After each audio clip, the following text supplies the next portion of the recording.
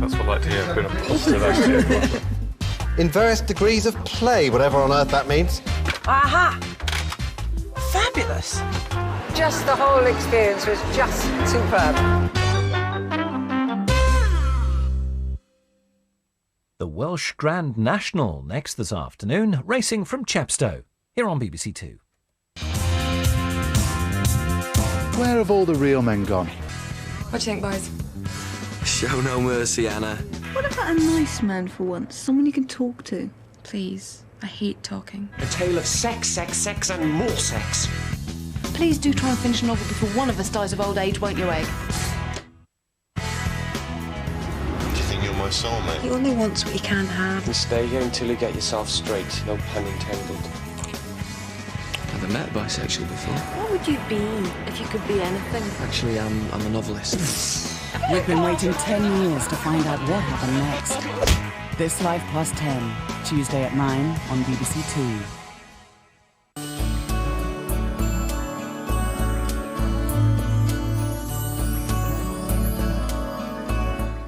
Sherlock Holmes and the Hound of the Baskervilles here on BBC Two at 3:10 this afternoon, after today's big races from Chepstow.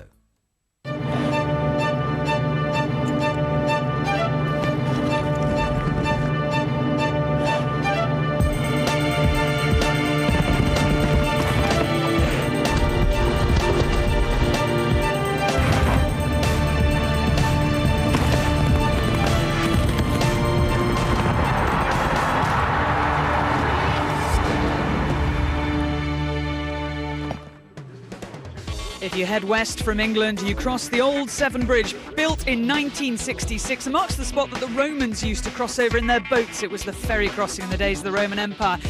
The town itself of Chepstow dominated by the castle, but just a few yards up the hill, you will find the centre in terms of sporting action, Chepstow Racecourse, and this is where we're going to be based this afternoon until 3 o'clock. It's the biggest day in Chepstow's calendar. A huge crowd expected. They're already packing the grandstand behind me for the Coral Welsh National. We've got a huge field for that as well. Luckily, Chepstow as a racecourse can take it. It's one of the longest circuits that you'll find anywhere in the UK, nearly 2 miles long.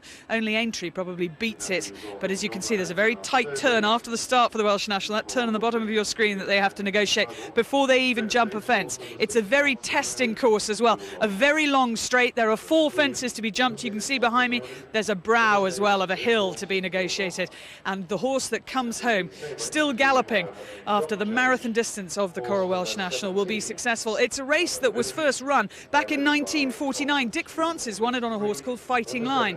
And over the years, Grand National winners like Corbière, Bindery, Earth Summit, they've all been successful here. Also classy horses, Gold Cup winners like Borough Hill Lad, Master Oats, Cool Ground. It's a sensational lineup this year. We're going to have 6 races in total for you, 4 from here at Chepstow, 2 from Kempton. It's an action-packed day, and here's some of the horses to look out for.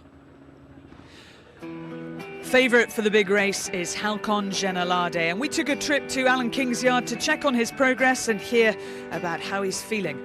Well, headline maker yesterday was Paul Nicholls, the trainer of Cato Star. He has a wonderful record in the Welsh National. He's won it for the last 2 years, and 12 months ago he trained the first 3 home, headed by this mare, L'Aventure. She lines up again, and he has 2 other runners, so in theory he could have the first 3 again.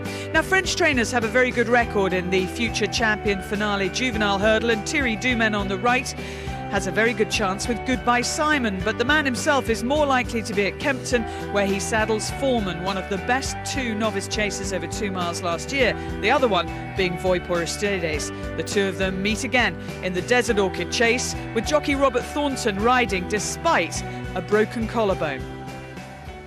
Down here in the Jockey's Way Room, plenty of activity going on today, and I got some of the lads with me.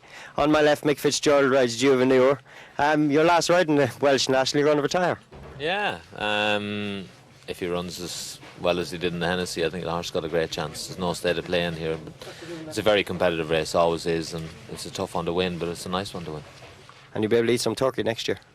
Yeah, I didn't have a lot of turkey. I was doing light yesterday, but I had, well, we were very lucky to have dinner at A.P. McCoy Chateau, so it was very nice.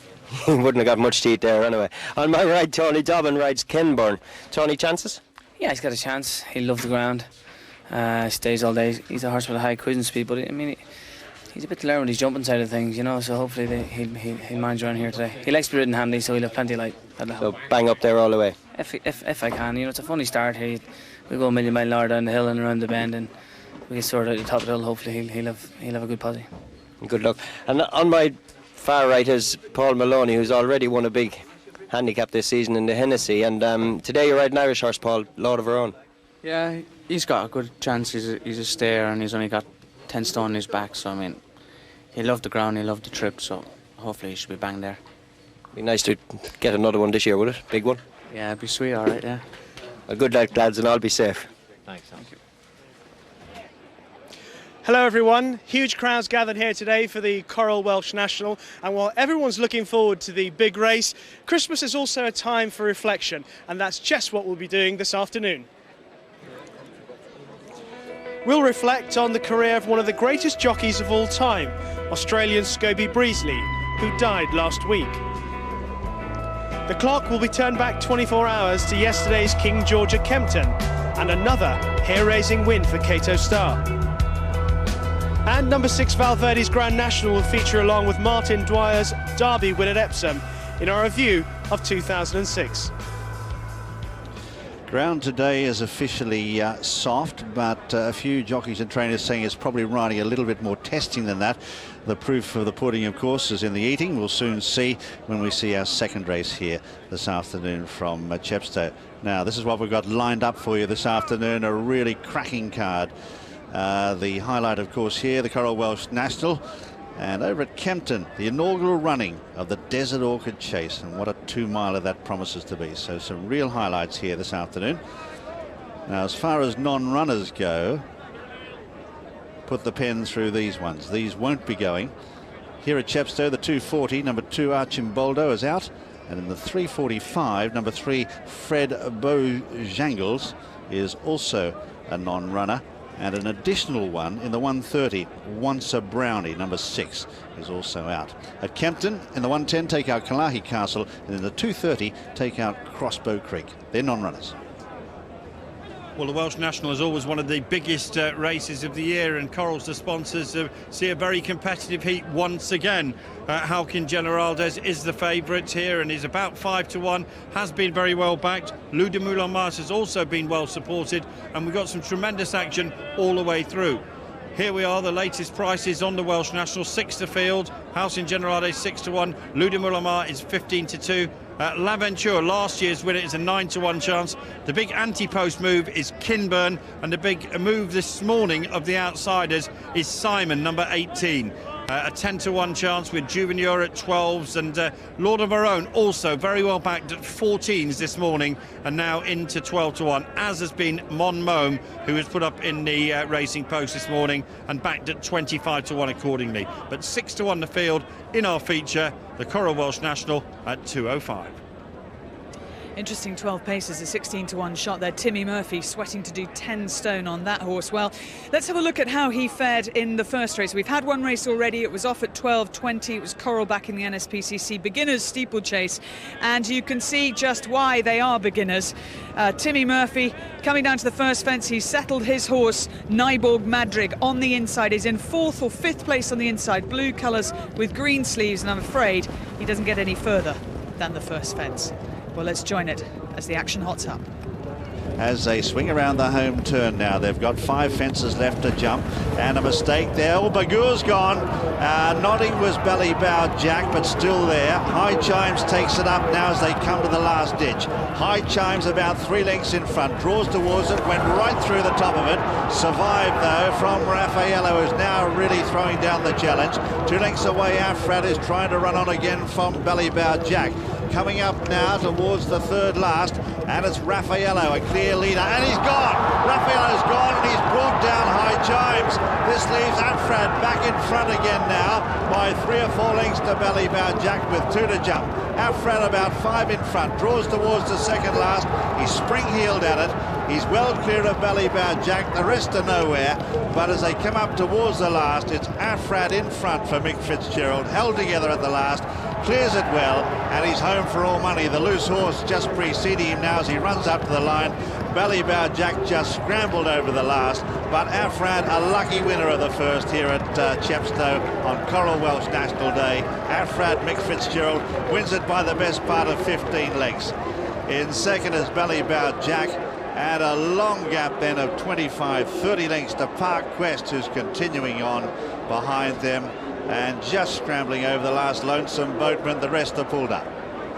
Well, you could see they finished really strung out. Luckily, the two horses that fell at the third last, High Chimes and also Raffaello, both got up and came back absolutely fine. They'll be back another day, but all of that meant that Afrad, in the end, was a very easy winner for trainer Nicky Henderson and jockey Mick Fitzgerald. Mick, when you made that tiny little error in the home straight, I thought that might be the end of your chances. Yeah, well, the other two whizzed by me, you know, travelling a lot better than me. He jumped like an old hand, like you can see, he's not very big. But I've always thought he'd be a great little chaser because he minds himself. And like he made the mistake and it cost him, and then they've got a run on him. It's always going to be hard for me to peg them back after that, but jumping's the name of the game, and luckily for me he does jump because he actually sidestepped over the head of Raffaello. I think I was in danger of coming out the side door, but give the horse his due, he probably deserves a little bit of luck. He's come up against some good horses in his time. And what do you make of the ground out there? Well, the first circuit when I was on fresh ground, yeah, I thought, well, this ground is not bad, it's only good to soft. But now that they've opened it up, finishing on it, it's just real tacky ground now. Going to be hard work in the Welsh National? I think it will now, yeah. We've got another chase here with quite a few runners in it, which is going to cut it up even more. And you'll be just galloping into old ground that's turned over, which is going to be tough for them. But horses either like it or they don't round Chepstow, and you get some good horses get beat here. Mick, well done and good luck. Thanks, Richie. Well, Mick hasn't had the best of luck in the Welsh National. It's not been one of his races in a spectacularly successful career. We'll see how he gets on today. Now the 1250, our first live race here from Chepstow. One is Wayne Mountain, the mount of Timmy Murphy. 2 Madison de Burley, Tom Scudamore. 3 Some Timbering is Tony Dobbin. 4 Flying Spirit, Jamie Moore. 5 Nadover, Noel Feely. 6 Nozick is the mount of Ruby Walsh. 7 Serpentine Rock, Tom O'Brien. 8 Ease the Way, Paul Maloney. 9 My World, Andrew Thornton. 10 is No Visibility. Now Darryl Jacob takes over here from Robert Walford, who's not riding here today. So Darryl Jacob claims the 3 on number 10. 11 is Barton Nick. Felix de Jars is claiming the 7. Mr. Pooh is Joe Tizard. Mel Jamar, Wayne Hutchinson. And Gilt is Colin Bolger claiming the 3. So they're the 14 runners in this coral.co.uk handicap chase. 2 miles 3.5 the trip. Start at the top of the straight, and they jump 5 in the straight and a long run to the back, and then 6 await them down there, swing to the straight and another 5. That makes a total of 16 to be negotiated in this 1255. Well, we've got quite a strong favourite here at 11-4 in Nozick. It has touched 7-2 on the track, but it's been very well supported. Generally 11-4. There is a bit of 3-1 in places.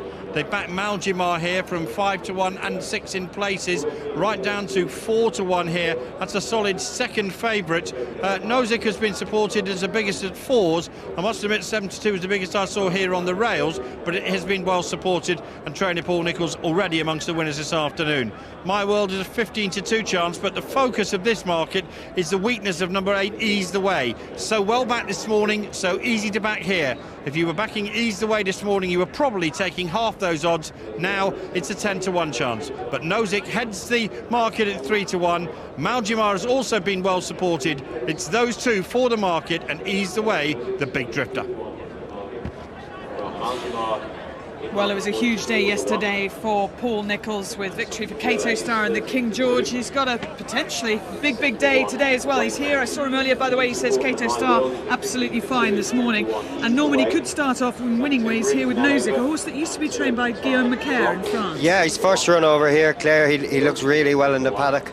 He's a real racy looking horse, this fella, but an open little handicap, and I think the interesting factor here is you read all his French form, he seemed to race bang up with the pace, and Ruby likes to drop him in and take his time a little bit. So interesting as to how he rides in, but looks an absolute picture in the paddock, as you'd expect from Paul Nicholls' yard. Very, very fit and probably deserves to be favoured, but just a 5-year-old, and he'll be well schooled. Most of the French horses are. Well, field of 14 runners here, and here's one with a definite chance. Trained by Nick Williams, this is Maljamar. Wayne Hutchinson, who's going to be on board Halcon Generlardais in the Coral Welsh National, takes the ride on this gelding. Yeah, he's certainly got a little chance. A good run at Exeter last time, but he's gone up £7 for that. Whether he deserved that's a little bit of a hike without winning, but he's got a chance. He goes in the ground, and he hasn't that much experience over fences, but from what I've seen, jumps reasonably well. Let's hear some news from Rishi, who's been talking to some of the trainers with runners in this race. Claire, I spoke to a couple of the trainers involved in this race. Paul Nicholls, who runs Nozick here. Not much is known about this horse. He's only had him for about 8 weeks. He said another horse that came over on the lorry with him, Oslot, won the other day, so that was a good sign. But he said he is dipping his toe in the water to find out a bit about this horse today. So he's not that confident about Nozick. And Jim Old I spoke to about Wayne Mountain. He's also not confident about his chances. He's worried about the ground not being soft enough. He's not worried about the weight. He's got to carry Levenstale 12. He's got top weight, Wayne Mountain. He's not worried about that. He's worried about the ground not being soft enough for him. Grandad horse, Wayne Mountain, 10 years old now. Here's one who's half his age. Madison du Burlay will be in there somewhere. He's number 2, purple colours, red cap. There he is. Yeah, David Pipe, his horse is running all right. David Pipe's horses, yeah, certainly in good form. Tom Scudamore rides this fella. I think he's actually a value at 6-1. He's didn't have a bad run last time behind Exotic Dancer, who ran a cracker yesterday. That was in Cheltenham, and he only had 10-2 that day, and he's up to 11-11 today. But he's a horse improving, and as I said earlier, an open handicap. He's one I'd be backing at a price. There in your shot, number 9 is My World. Andrew Thornton riding this mare for Robert Allner. Now she's a 7-1 shot. Does she deserve to be, Norman? I think so. Our second last run she was second to Avita, who's certainly improving at Plumpton, but a little chance, I'd say, each way. Quite lively action down here. 11-4 from threes. Maljamar is 4-1 second favourite, 6-2. So runners coming out onto the course for this 2-mile, 3.5 furlong chase. Big field here. See how the ground is. See how testing it's riding. Off and running. Away to a good start too. Down near the inside. Nadover, one of the first away. Madison de Burlay with the red cap is showing out, and so too is No Visibility. As they come to the first now of 16 fences. And all cleared that well. Nozick, the favourite, settles in about 4th position for Ruby Welsh and the yellow cap and the yellow V. As they come to the second. Nadover is the leader from Madison de Burlay, the far side. In the green jacket is No Visibility.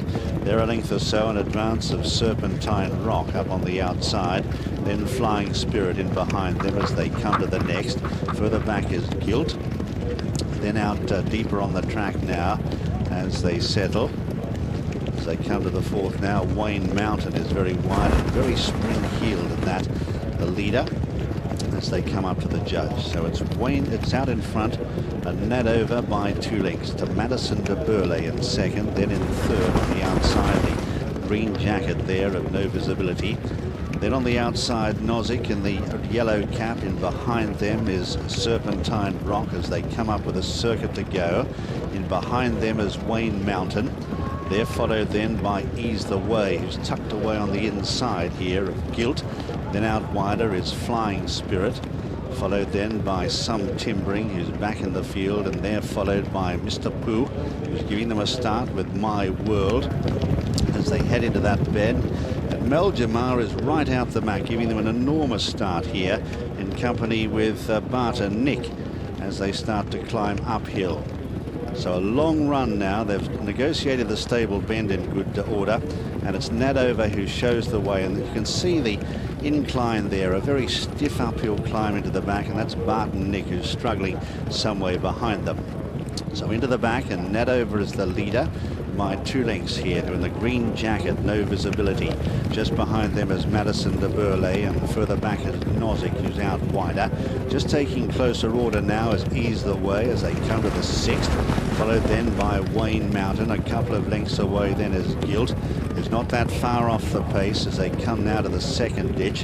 Flying Spirit is further back in the field, and a mistake there, and two gone there. Flying Spirit is one of them. Flying Spirit is gone there, a heavy fall. And as they come to the 8th now, the other rider lying on the floor there as they rush over. Up on his feet pretty quickly though was Jamie Moore. He's okay on Flying Spirit, and we'll pick the other one up in a while as they head over the next one now. And the leaders here ease the way on the inside here of Nadover. Not much between them. Nadover's still a fractional leader. Nozick is going well in third from Madison de Burley, and behind them is No Visibility as they clear that one. Further back in the field then Wayne Mountain, and they're grouping right up, about to leave the back now and come to the 11th. Gilt is behind them on the inside there of the orange jacket of Mel Jamar, taking closer order. Mr. Pooh is also coming into it as well. Well back is My World, and Forget Barton Nick, who's right out the back. So as they continue their journey down the far side, and it's Nadover in front of Nozick, and then on the inside Ease the Way. Further back in the field then as they prepare to leave the back is Gilt, who's on the inside here of No Visibility, and Madison de Burley now poking up in the centre just behind the leaders. So still the leader is Nadover on the inside here from Nozick, and then in behind them is Ease the Way, followed by Madison de Burley, and they're 2 or 3 lengths in advance then of Mel Jamar, who's making ground from Gilt as they round the turn now and straighten up with 5 to jump. Nadover led over it. Nozick going well in second, making ground rapidly, and is now challenging. 2 or 3 lengths away then is Ease the Way on the inside of Mel Jamar, who's staying on at the last ditch now. Nozick got in a fraction tight. Nadover takes the lead again now. In behind them, Mel Jamar running on well for Wayne Hutchinson, and 3 or 4 lengths then Ease the Way. Coming up to 3 out now. Nadover the far side, Nozick the near side. Put in a shorty there. Gets a slap with a whip now to try and keep his mind on the job. They're clear then of Mel Jamar as they come up to the second last. And it's Nadover who led over it. Better jump there than Nozick. In behind them is Mel Jamar. They're well clear then of Ease the Way. Coming up towards the last though, and Nadover 2 or 3 in front. Not on the outside. Nozick coming back to have another crack at him now. Ruby Walsh gets to work on him. It's Nadover the far side for Noel Feely. Grabbed now by Nozick on the near side. Not much between them. He's kicking again, Nadover on the far side, and Nadover a game winner from Nozick. In third then was Mel Jamar, and a gap to Madison de Burley. Further back in the field then is Ease the Way, followed by Wayne Mountain, then Mr. Pooh, and behind them is No Visibility. The others are well back. But Serpentine Rock, Tom O'Brien was the other jockey who had a crashing fall there. You can see he's pretty tender, as you can see there. He's walking okay, but it was a heavy fall. That was from Serpentine Rock, the 2 of them coming down there, the other one being Flying Spirit. But number 5, Nadover, is the winner. Noel Feely. Let's have a look at them now over the final fence. Nadover the far side. Nozick didn't really jump fluently over the last few. Just couldn't quite ping them when he needed to. And Nadover on the far side has actually jumped more reliably and has stayed on better. Nozick also swerved pretty badly right on the run-in as well. But on the far side, Nadover is getting home here from Nozick. We checked them. The winner is number 5, Nadover, beat number 6, Nozick, third, number 13, Mel Jamar, and fourth, number 2, Madison de Burley. Half a length and 7 were the distances. And with the winning trainer, Charlie Mann, paying tribute, first of all, Charlie, to the winning rider. It was a great ride, yeah. I asked him what he was going to do on the horse, and he said he's going to make it. So he gave it a really gutsy ride, and the horse gave his all, and it's superb. Good young rider, good strong ride as well. Horses making the running here have a pretty decent record, but he's had to prove his courage in that ground out there. Yeah, I mean, last time he pulled up, so he's come here with a question mark over his head, but he's been very gutsy. The horse has given his all, and yeah, everyone took him on, and he kept finding a bit more, so it's a very good performance. And he looked an improving horse at the end of last season. Now that you've got this win under his belt, he can go pretty far, do you think? I hope he'll come on, yeah. He won his last 2 of last year. I mean, he probably should have run him at Exeter, he wasn't right, but he's a nice little horse, yeah. Charlie, well done. Thanks, Richie. Well, these quite famous colours, the colours of Tony Hayward on Nadover. 16-1 the winner, 11-4 Nozick, and 4-1 Meljamar. But a 16-1 winner for owner Tony Hayward and also his partner Barry Fulton. And they were also partners in Raffaello, who was the favourite in our first race, and you saw him fall heavily. But they gained compensation here with Nadover getting the money. On this Charlie Mann trained runner is Noel Feely, beating a Paul Nichols trained horse, and Paul Nichols, the trainer of Raffaello in the first.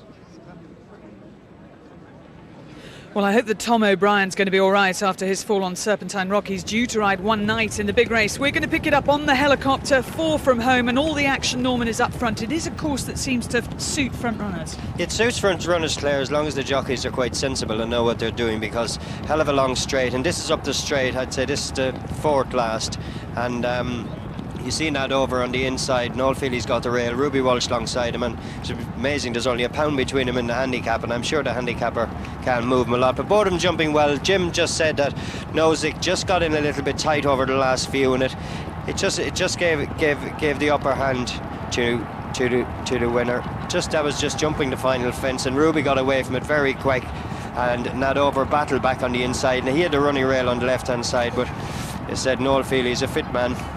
You can see on that angle they absolutely came level, and whether Nadover was helped by that rail, Noel Feely obviously does a lot of work on his fitness, has a personal trainer, does a lot of gym work. Ruby Walsh, well, there's no one better riding, I mean, apart from possibly AP McCoy, and even he would say Ruby's pretty close to him. But Noel Feely, a good start for him, and he rides Run for Paddy in the Welsh National later.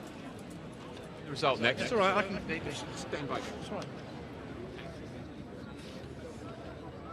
Quite a gamble landed there, a little outsider. Nadover did see 33-1 now, it was just quietly backed, and a little touch landed for the owners there. 16-1 Nadover the winner. Nozick, the second horse, returned the 11-4 favourite, and third, number 13 Meljamar at 4-1. So Nadover the winner at 16-1, Nozick finished second, the 11-4 favourite, and Meljamar third at 4-1.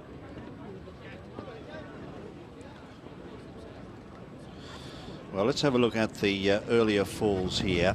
This is very early in the race, as we see them down coming towards this, looks like an open ditch there. This is the one down the back, so they fall independently. The white jacket of Flying Spirit to start with, and then just behind him is Serpentine Rock. They fell independently. Bit of news that we've just heard is that Paul Nichols has decided that ground is too testing for My Will. The horse that was meant to carry top weight in the Welsh National is out, so we're down to 19 runners. I saw him earlier, he said, I'm not going to walk it, I'm going to wait till Ruby rides on it and comes back and tells me.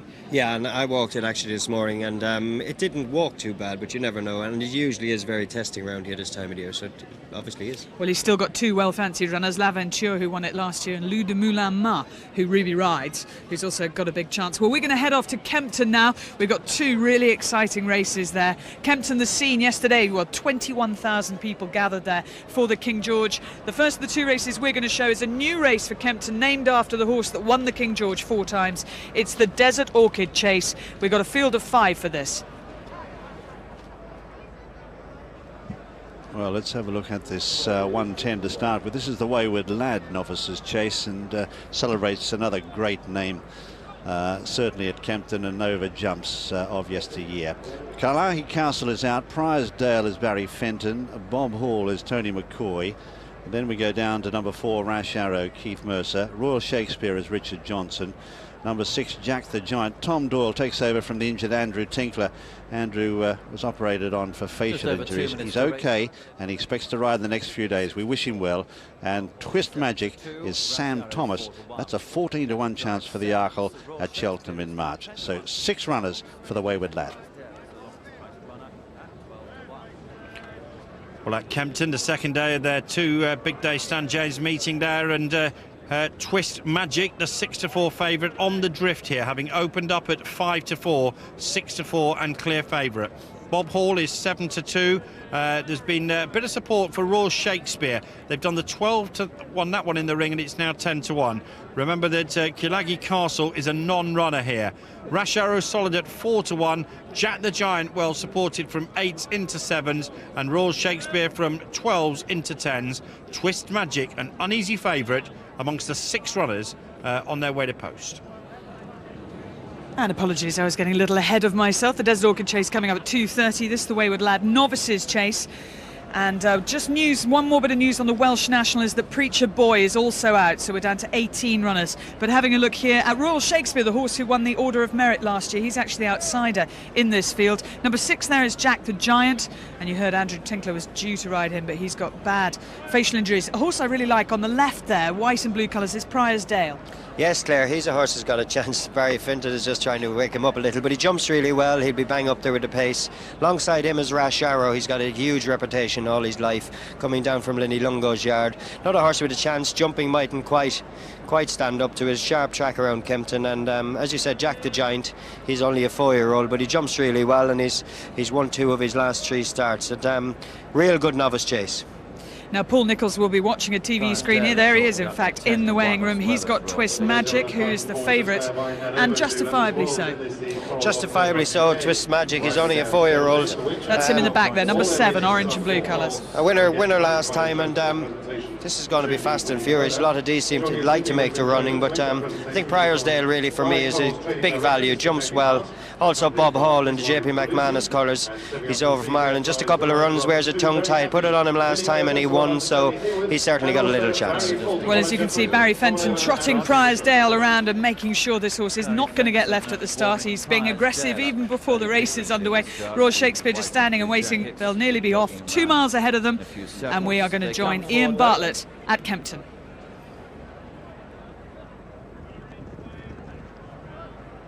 And looks like the starter thinks they're a bit too close to the tape, so the 6 of them will have to take a turn.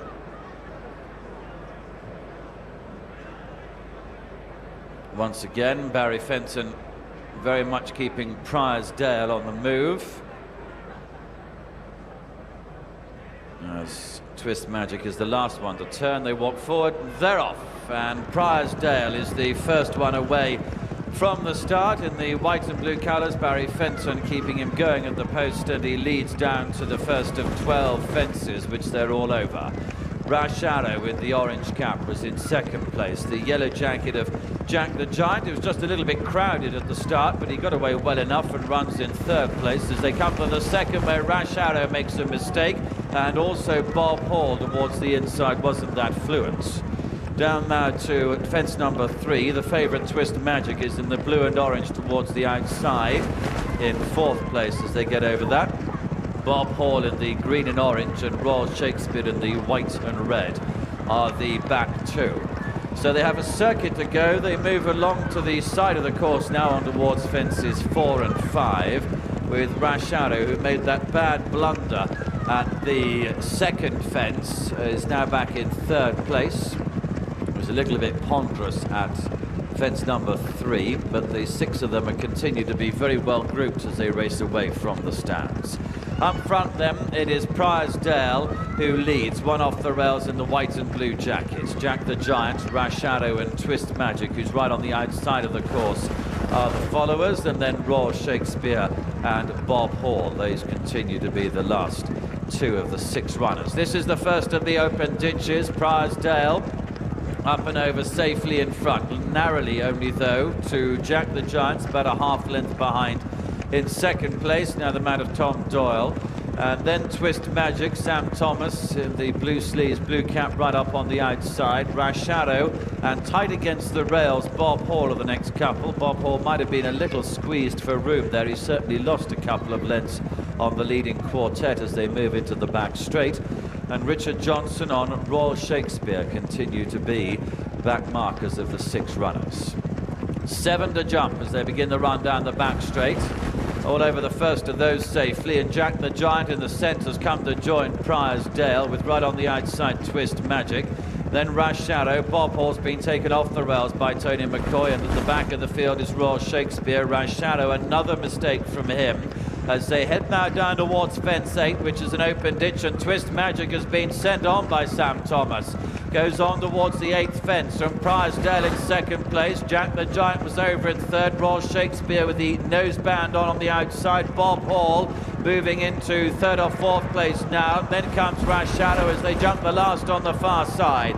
And it's Twist Magic then, who's going to leave the back straight in the Stan James Wayward Lad Novices chase by 2 lengths to Prydesdale, Bob Hall and Royal Shakespeare in line for second, third and fourth.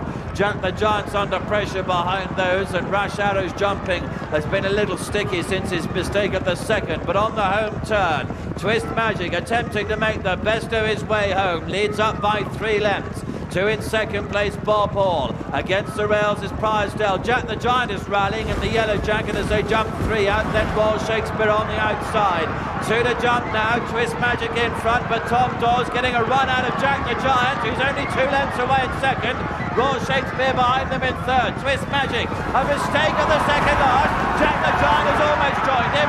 Royal Shakespeare's 5 lengths behind in third place, and then comes Bob Hall, and Jack the Giant has come to join Twist Magic as they head down towards the final fence. The yellow jacket, Jack the Giant, Twist Magic, the blue sleeves. Jack the Giant is just in front, and he's forging ahead now from Twist Magic, and Tom Dawes and Jack the Giant have won. Twist Magic in second, Royal Shakespeare was third, then came Rash Shadow, Bob Hall, and last home, Prydesdale.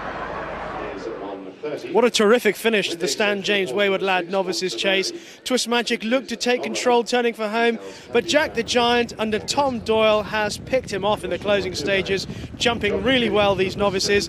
Twist Magic, though, made a mistake at the second to last, and Jack the Giant, who wasn't perfect himself, was right alongside. Royal Shakespeare back in third, beaten off, and down to the last, just between the two of them now, down to the jumping, and Jack the Giant just pulls out a little bit more. These 2 horses at 4, the youngest in the race by some way, and Jack the Giant and Tom Doyle meet it on a decent stride. So does Twist Magic, but in the end, Twist Magic, who was sent for home some way out by Sam Thomas, didn't have enough reserves of energy in the closing stages, and Jack the Giant wins his 3rd race in a row of fences, and both horses at the age of 4 both have big futures.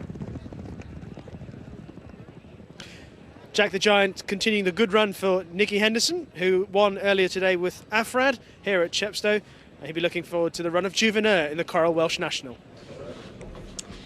Unlucky there for Paul Nicholls, who's watching just away from us a few feet. We're going to look back to something he will enjoy an awful lot more, which is Cato Starr's victory in yesterday's King George VI chase at Kempton. We're going to join it coming down to the 4th last, which is a point at which I could hear the crowd. Actually, I'd been watching at the first fence, walked back across, could hear the crowd, all this massive intake of breath, because look at Cato Starr on the outside, yellow colours. And Norman, what happens there? Yeah, I just guessed, but you know, it's amazing the horse, what he did at the fence. He actually landed running. Mona's Garden on the inside, and Racing Demon, who got a super ride from Timmy, tracking him all the way. Exotic Dancer. Just the grey horse has dropped away. This is turning into the straight, and Timmy lands up on the outside.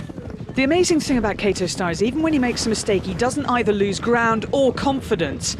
And he's still travelling. He's got such an engine. He's travelling so absolutely. easily. And this is the first day we've seen him over this trip, and he's sent on. And this is the second last. Now, an interesting one, Exotic Dancer here. He straight through the fence. Cato Starr probably took his eye off it, but some people complaining the fences are a little bit soft, and certainly on that. And we'll see Cato jumping the last now. But it's amazing that a horse at this stage of his career could take silly chances like this, a mile away from the fence, and just step straight into it, but never looked like falling, landed and came home an easy winner.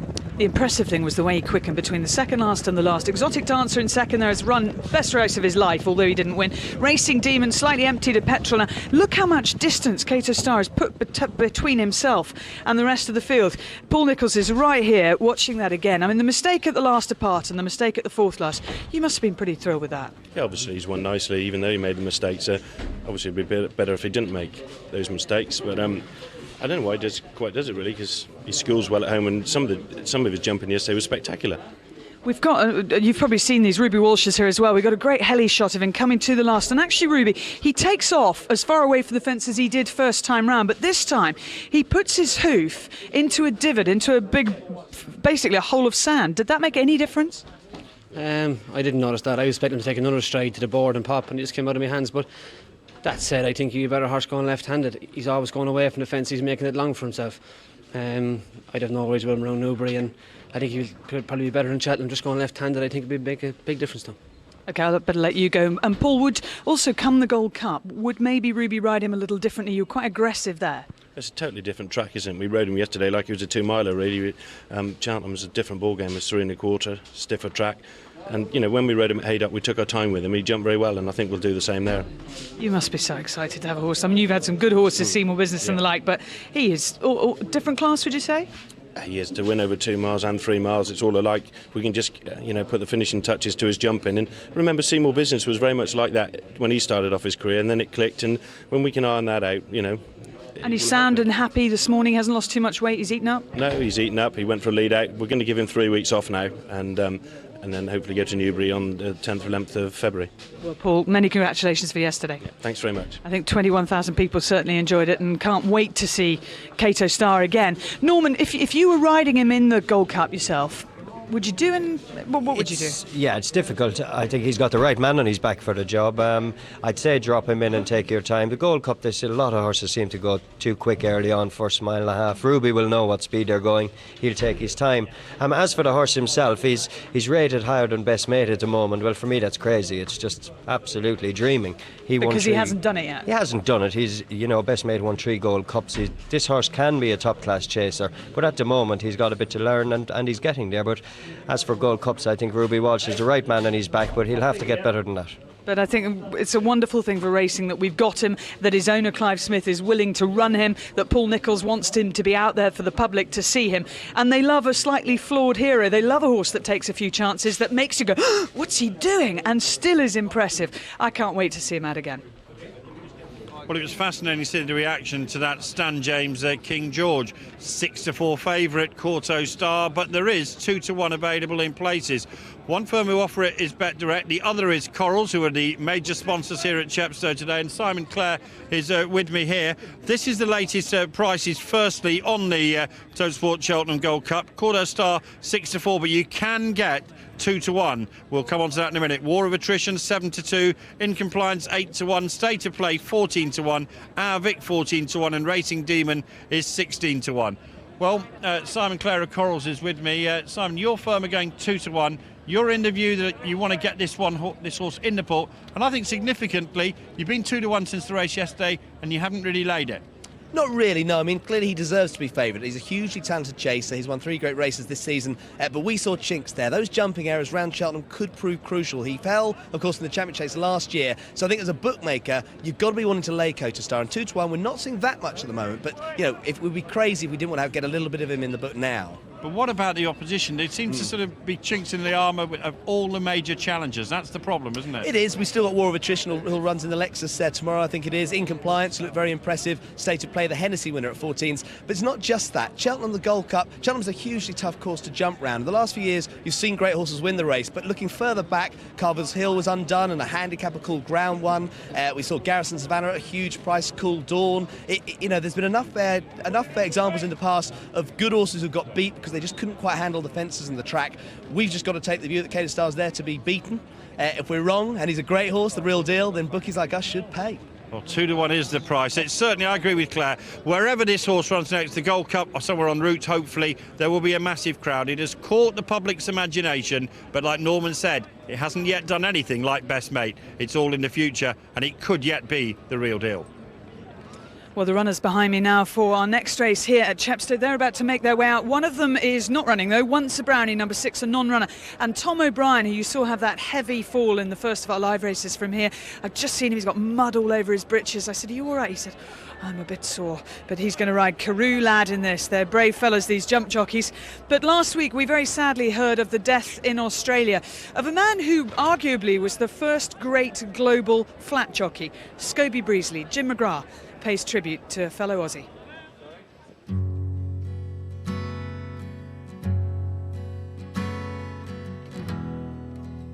Scobie Breasley, who died last week, aged 92, has been described as a racing treasure, and so he was. Famous for winning his first derby at Epsom at the age of 50 on Santa Claus, and his second 2 years later on Charlottetown, those big wins were just the headlines. We never changed, we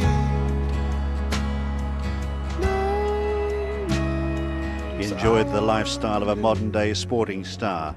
A chauffeur-driven Rolls-Royce, Dom Perignon in a fridge in the back seat, and always the chicken sandwiches with the crust cut off, prepared by his loving wife May. Scobie's racing career spanned more than 6 decades as a young jockey who rode against the mighty Farlap and the tough Aussie jockeys of the 1930s. As a rider who won the famous Caulfield Cup a record 5 times and the Prix de l'Arc de Triomphe on Ballymoss.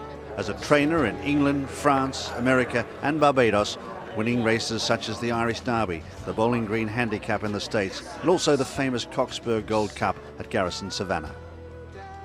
But for British fans, there is one overriding memory: his great battles with the up-and-coming Lester Piggott.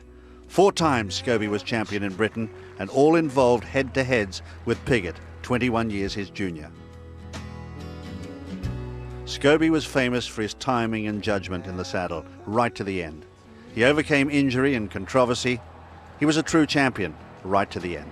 As Sir Peter O'Sullivan, his great friend, said, he was a man with a core of steel. We're making more friends with easy. I want to live where the sun comes out. Great racing character, Scobie Breasley, a real man of the turf, that's for sure. And the funeral takes place at Caulfield Racecourse in Melbourne tomorrow, Thursday, and a huge crowd expected there to say farewell to one of Australian racing's greatest sons. Okay, let's have a look now at the runners and riders in our next race here at Chepstow this afternoon. That's the Coral Bookmaker of the Year Handicap Hurdle. 3 miles the trip. Once a brownie comes out, that leaves a field of 17. Ballyshan, number 1, Tony Evans. The Sawyer is William Kennedy. Number 3 is Portland Bill, Darryl Jacob. 4, Doc Rowe is Timmy Murphy. 5 is Carew Ladd, Tom O'Brien. Take out 6. 7, Whitford Don, Ruby Walsh. Number 8 is Barton Legend, Neil Mulholland. 9, It's Blue Chip, Jimmy McCarthy. 10, Pardon What, Tony Dobbin. 11, Ilda Parry is Seamus Durack. Number 12, Sir Bathwick is Sam Jones. 13, The Real Deal, Wayne Hutchinson. 14, Tiger Tips Lad is Ollie McPhail. 15, Nick's Choice, Tom Messenger. 16, Ingras is the mount of Charlie Studd. Down to 17, Manawanui, Tom Scudamore. And 18 is Highland Games, Paul Maloney. They're the 17 runners. Number 6, Once a Brownie Doesn't Go, and 3 miles the trip for this handicap hurdle. Quite a warm favourite here in what looks like a competitive race on paper. Doc Rowe, 5-2, but it is easy to back. It's 5-2, it's clear favourite, but the 9-4 is drifted out to 5-2. That's because there's been really good money for the second favourite, Sir Bathwick, a solid 5 chance from 6s, and also Portland Bill, who's been back from 10s into 8-1. Highland Games is weak in the market, out to 12s from 8s, and they've backed an outsider, Carew Ladd, number 5. They've done the 20 and the 16, and that is now trading at 107 at 14-1. Manawani, there's some shrewd people behind that one. That's a 25-1 chance at the moment and amongst the outsiders. But Doc Rowe, the 5-2 favourite, Sir Bathwick, clear second best. Well, let's tidy up the action that we showed you from Kempton, and some Arkle pointers for you as here. Jack the Giant beat Twist Magic. Both horses are top price 20-1 for the Arkle. So take your pick at 20-1. Jack the Giant, the 7-1 winner this afternoon from Twist Magic, the 11-8 favourite who finished second, and Royal Shakespeare, the third horse, at 9-1. But Jack the Giant wins the Stan James Wayward Lad Novices Chase at Kempton. Well, David Pipe's Doc Rowe has an obvious chance in this race, that's why he's favourite. But David, he's coming back to hurdles, having arguably been unlucky over fences. Yeah, that's right. He ran a great race over 4 Mile last time at Exeter. We've come back to hurdles today. He made a few mistakes last time. Love the track and the trip and the conditions.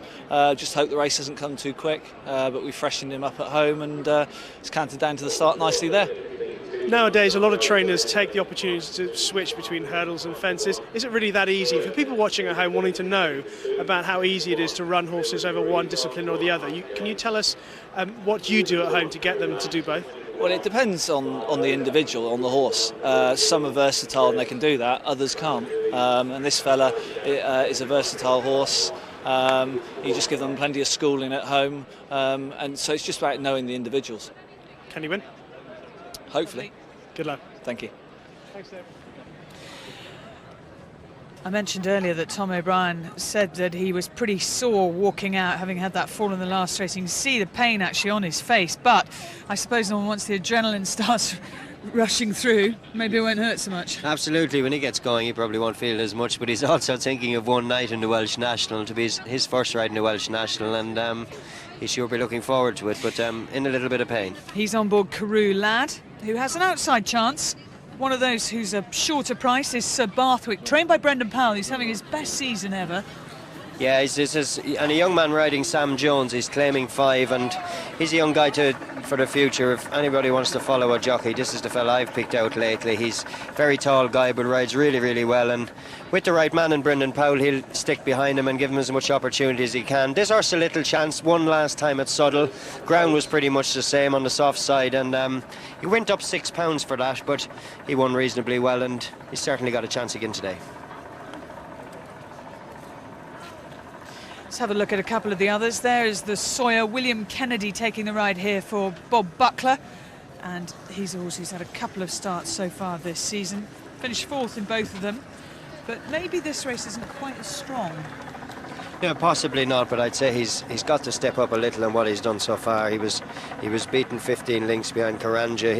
He's a reasonably good stayer at Newbury, and this race isn't quite as good as Claire said, but he's got to step up again.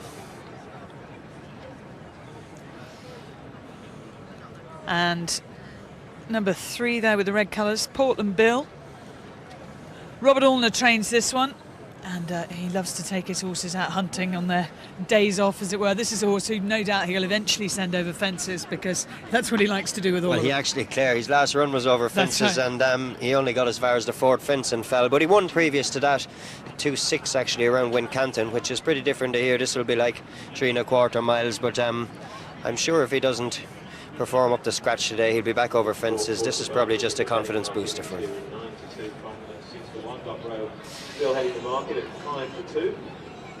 Now, just there having his tack checked for the final time is Ile de Paris, a horse who's got a visor on for the first time. He has run in cheek pieces before, but the visor, just explain what that does, Norman.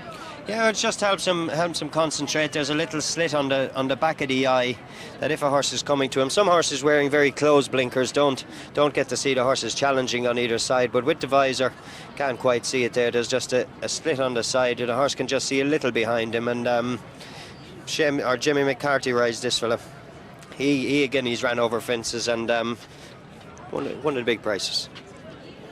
Doc Rowe still the favourite here, and still clear favourite as well at 5-2, but the support continues for Sir Barthwick. Now really well backed second favourite, 6-1 into 9-2. The Sawyers, that's also been nibbled at. They've done the 8-1, and that's 15-2. But this favourite, Doc Rowe, 5-2 and clear market leader. So the starter coming over. Brian Riley takes the Are you ready? rostrum. Come on then. That's it, under orders, and they're away. And down near the inside, Ballyshan is one of the first away with Manoa Nui. And up there too is Barton Legend, Carew Lad, just in the brown and yellow cross belts as they go over the first. They jump a total of 12, and they're all over the first safely.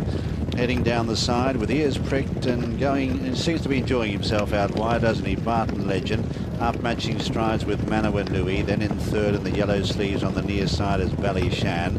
Carew Lad is behind them. They're 2 or 3 lengths in advance as they settle down from the Sawyer.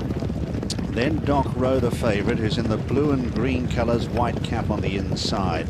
Further back in the field then follows Portland Bill in the red jacket. They're followed next on the inside by Ile de Paris and then Sir Barthwick with a white cap as they prepare to leave the back. Whitford Don is on the inside. Next is Nick's Choice with that black sleeves and cap, light blue jacket.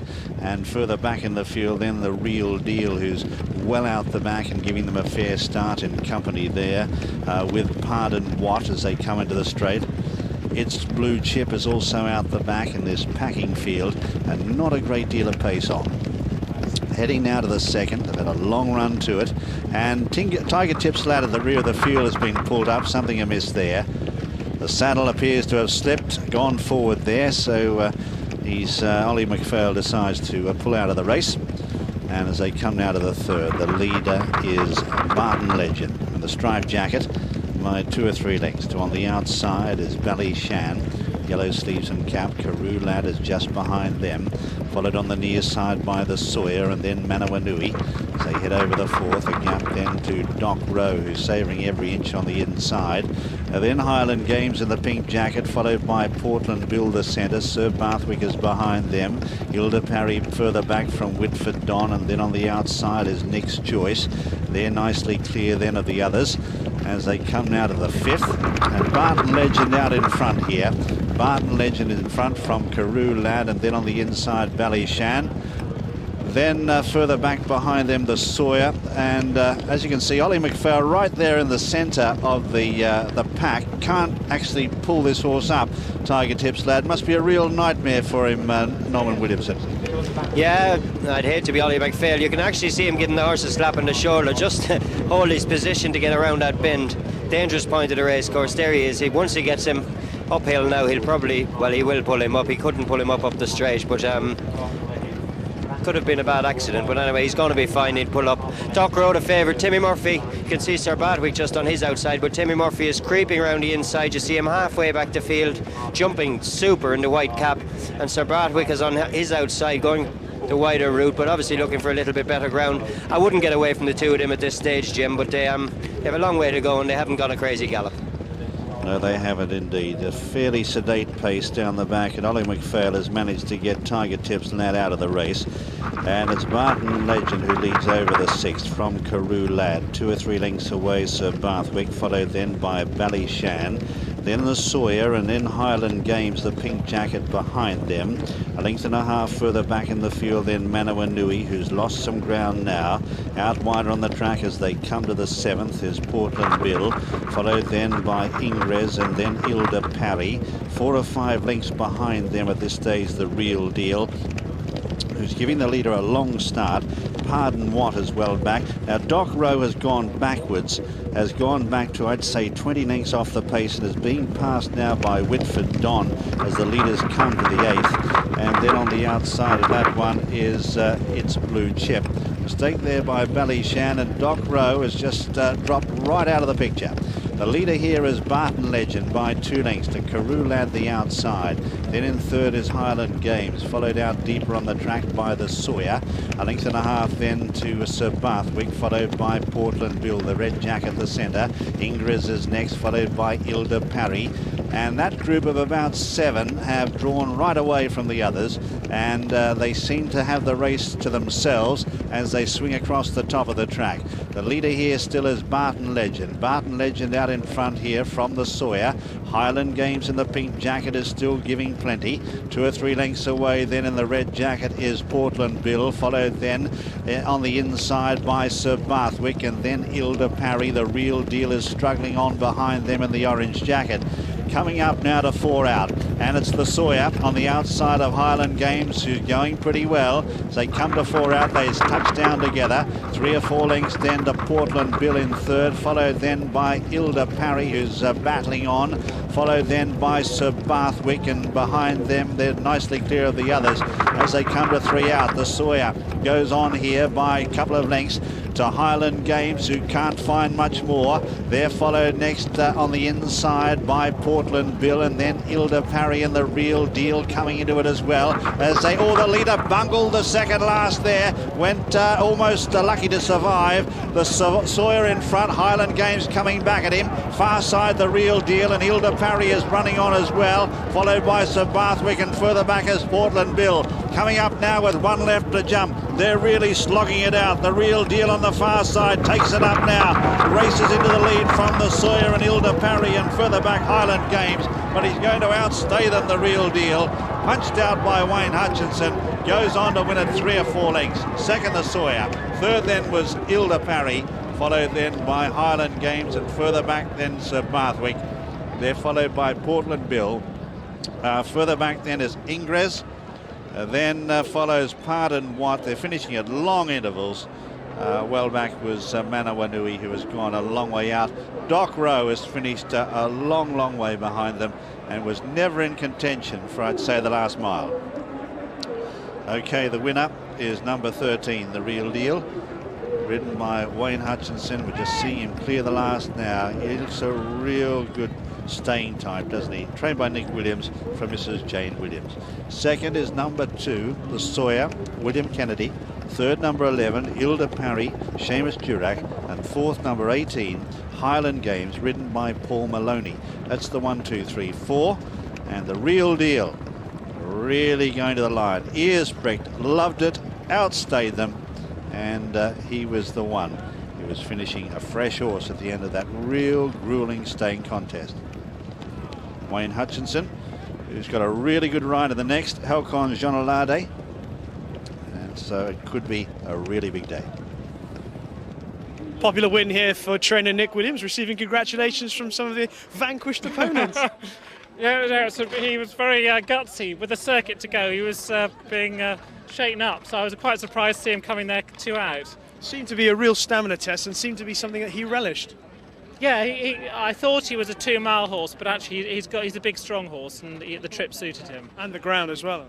Yeah, we'll see what the jockey says about the ground. Well, the jockey's just coming back in now. What about that ride from Wayne Hutchinson? Yeah, perfect ride. You can't fault that, can you? Nick, well done. Thank you very much. Well, the winning jockey is coming back here. I might try and grab a quick word. Wayne, looking back at that success on the big screen, I can see. What did you make of that?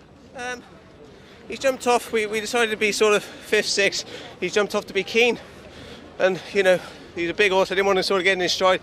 And I've, half sort of come here and go and relax. And I've disappointed him. And for a minute, I thought I'd messed it up because at never one stage was he going. He's took a lot of persuasion, but to be honest, he's a big baby. He lacks experience. When he's got there, he's probably done it with plenty in hand, How do you think the ground's going to suit Halcon Generlardais in the big race? He should be fine on it. I mean, he's won, Weatherby when I rode him. It's very similar, so shouldn't be any problems. Wayne, well done. Well, let's see how he did it. The Real Deal. There he is, coming into this winner's enclosure, and warm applause here at Chepstow, their biggest day of the year, and a very big crowd here. Always a popular day. And this horse, a real good honest stayer, and look at those ears. He looks a real good honest type who's enjoyed himself today. Now Wayne Hutchinson making light of the task ahead of him in the Welsh National, but I'm sure he's hopeful. Well, it was an extraordinary race because the horse in pink colours, Highland Games, second from the top of your picture, looked to be absolutely cruising, coming to the 4th last, and found nothing, Norman. No, he didn't. He was, as you said, looked like he was cantering. See Paul Maloney going from there. But that was the one mistake of the horse in front, actually, the Sawyer, who eventually finished his second. Here you see the winner, The Real Deal, on the left in the orange colours, and he stayed really well. You heard Nick Williams saying he thought he was a 2-miler. I'd say it'll be a long time before he runs over 2 miles again, because very few horses saw out this trip as well as this for Will today. He stayed going real well to the line, pricking his ears just over the final flight. And you can see there that Highland Games, having come there cruising, is dropping away, coming to the end of his stamina reserves. And The Real Deal, the opposite effect, actually pulling away from the rest of the field, from the Sawyer in second, Ilda Parry, who's finished 3rd. But they made heavy weather of it. Made heavy weather, but the Sawyer also ran a second race. But taking it away from this horse, he's only 5, he's improving, and I'm sure he'll be a good horse when he goes over fences. Another great result for the bookmakers. This one, Corals, who sponsor the Welsh National, will be very happy with the results so far. The Real Deal here, 18-1, beating the Sawyer at 15-2. The Ilda Parry's 3rd at 10-1, and Highland Games 4th at 12-1. The Real Deal, an 18-1 outsider, winning the Coral Bookmaker the handicap hurdle over a gruelling 3 miles in testing conditions. Distances on the Coral Bookmaker of the Year handicap hurdle. Winner scored officially by 3.5 lengths. A length and a quarter between 2nd and 3rd. This winner, well, he deserved it. He's by Taipan, out of a mare called Forest Mist, and was Nick Williams's 10th winner of the season, and number 35 for Wayne Hutchinson. Well, plenty of reaction to the analysis and, well, the performance of Cato Star in yesterday's King George. And we talked to Ruby Walsh, we talked to Paul Nicholls. You have your own views at home and you're very entitled to them. Tim in Woking says, I think Cato's jumping isn't good enough for a Gold Cup. Cheltenham may be a step too far. Alan West says Cato Star is officially one of the best horses in recent times. He's still young. Surely he'll improve and just get better. The Gold Cup is his for the taking. And it's that sort of the polar opposite view. Some people think no way. You never read this one. Go on. The Irish have the best chasers. Warwick and In Compliance are just two of them. They'll be too good for Cato. Well, that was anonymous. That was yes, you, was it? Some of them run tomorrow, as in Warwick. That'll be interesting. In Compliance doesn't run, but Warwick will want better ground. But that's what he's got to step up to, is the next level. You know, being realistic. Exotic Dancer yesterday, he's won 2 handicaps. You know, he doesn't look like a Gold Cup horse, but you know, it's everyone. You know, make up your own mind. But he's going to be a super horse, whether he's quite up Gold Cup class yet. The good thing is that people here at Chepstow are still talking about him, and he's a horse that is going to cause an awful lot of conjecture, conversation, opinions, and certainly high praise if he does manage to pull off the treble that would win him £1 million from Betfair if he were to complete that with the Cheltenham Gold Cup. Well, Rishi has been in amongst the crowd, talking to owners, trainers. He's a man with his finger on the pulse, and he is officially Cato Star's #1 fan. I am Cato's #1 fan, Claire, and it's great to see that he's living up to the potential that he's always had over the past couple of seasons. And 4 wins this year have shown that he is a high-class horse, but I must admit, yesterday I had my heart in his mouth when he jumped the 4th last and last. But still, he's won, and I'm sure that the Gold Cup will suit him even better than the King George yesterday. Anyway, the big crowds out here. No horses in the paddock for the moment for the Coral Welsh National, which is a real marathon test. It's over 3 miles, 5.5 furlongs, and there are some really crucial points in the course for the runners and riders. And Norman Williamson, who won the race back in 1994, the great Norman, on Master Oats, who went on to win the Gold Cup itself, he was out on the course taking a look at those crucial points. When you're riding in the Welsh National, most jockeys will go and have walked the track this morning, but this morning I'm going to bring you around and show you the important points of the track. You can see up the hill just behind me, this is the start of the Welsh National. It's just beyond the winning post, which you can see, and you have a long run to the first fence down here, 3 miles 5, and you come down here, there'll be 20 runners panning out down to this first bend, which really is very, very tight, and you tend to have horses that'll run off the roadway out towards the stable yard, so very important you got a good position for the first bend. That's the first fence in the Welsh National, and once they've jumped that, they've ran 4 or 5 furlongs, they get into a rhythm. First of the open ditches come up, and then you have a straight run to the next, plain fence at the top of the hill, and over the hill you have 2 fences on the downhill stretch which runs down to the bottom bend, but these all ride pretty straightforward. The last fence down the back straight on the second circuit, this is where jockeys tend to get into position, but they have a long downhill run from here home, all the way around the bend into the straight. You've got to be not too far off the leaders, but you also don't want to kick too soon, because most tracks you turn into the straight, it looks as though you have 3 fences from here home. You've actually got 2 fences over the top of the hill after that. So a stiff uphill run over them last 3 fences, then another 2. You're 5-6 furlongs from home at this stage. This is the major point of the track. You don't want to kick too soon.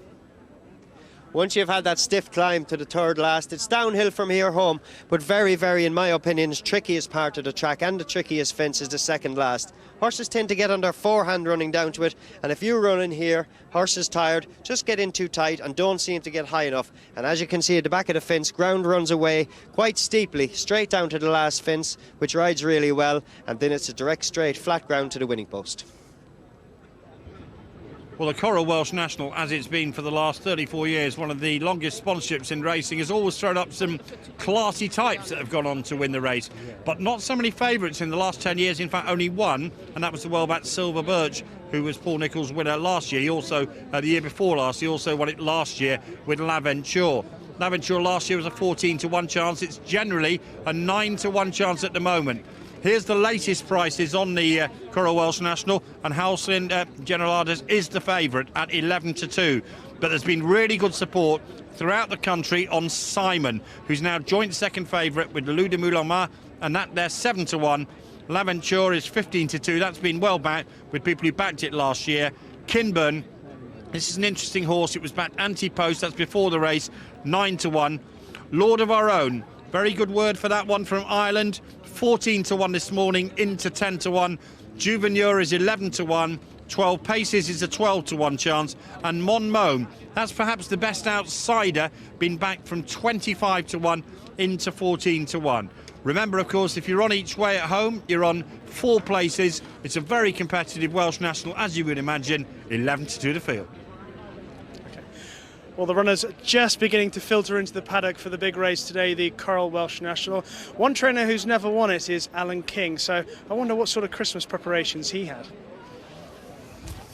Sally, halfway you can join Matt as well, okay, but just the same pace. It's 7 a.m. on a cold, foggy morning, and while most of us are lying in bed recovering from the festive period, it's business as usual if you train the favourite for the Coral Welsh National, the Desert Orchid Chase and a host of other well-fancied horses. Alan King learnt the trade of training in the proper, traditional way through the late, great David Nicholson. I was lucky enough to have 15 years with David Nicholson, going back to, I think, 1985 when we first came south. Had some wonderful horses, I think Charter Party, Gold Cup winner, Barton Bank, King George, Waterloo Boy, Viking Flagship, Rel Keel, winner of 3 Bulos. I was lucky enough to train him in his 3rd one. So it was great times, and you know, I still miss him greatly. I was lucky enough when the time came that we found Barbary Castle and we moved here in 2000, and you know, the place has gone from strength to strength.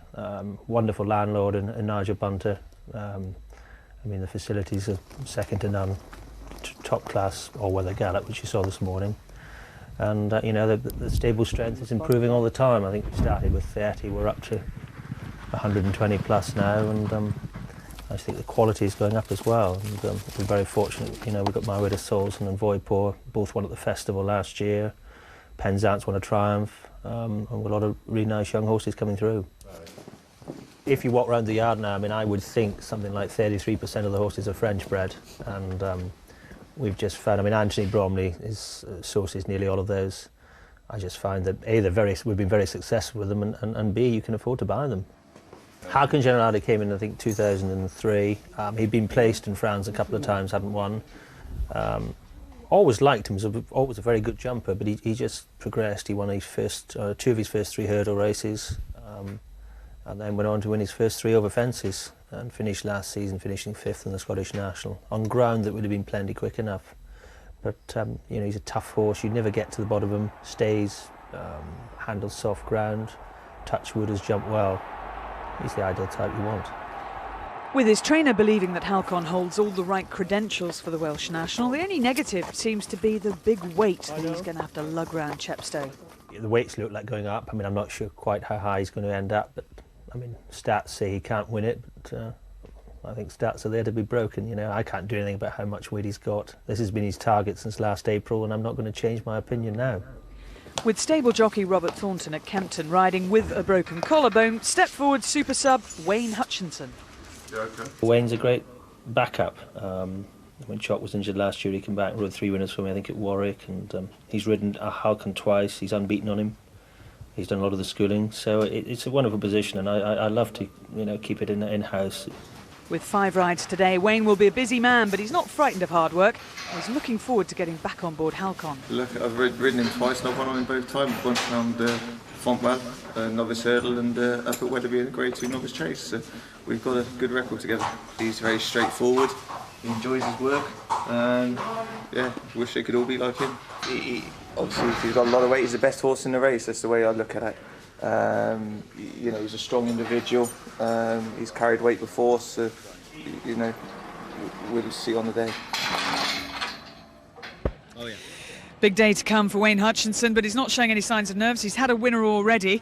And now, Norman, Alan King was talking there about the weight that Halcon Generlardais has got to carry, and it is significant that since 1990 only 2 horses have carried more than 11 stone and won this race. Master Oates, who you rode, and when the race was run at Newbury, and Carville's Hill being the other one, both of them up to Gold Cup standard, even though Carville's Hill didn't win the Gold Cup. Yeah, and it just proves the point that if you're up to carrying that weight, you almost are Gold Cup standard. And yeah, Master Oates won the Gold Cup, but Carville's Hill, for me, in my opinion, I thought this was the best weight carrying performance I've ever seen of any racehorse. He was extraordinary. Peter Scudamore rode him. He made all the running and he absolutely decimated a field. He beat Party Politics by 20 lengths. He did, and he made some terrible mistakes. He trotted away from the back of that one, but with a full circuit to go, you know, which is 1 mile and 6, mile and 7, he had the whole field completely run ragged, and he was a super racehorse. He had his training problems, but a great horse. He went on to the Cheltenham Gold Cup, started there as even money favourite and was taken on in the early stages by a horse of Jenny Pittman's called Golden Freeze.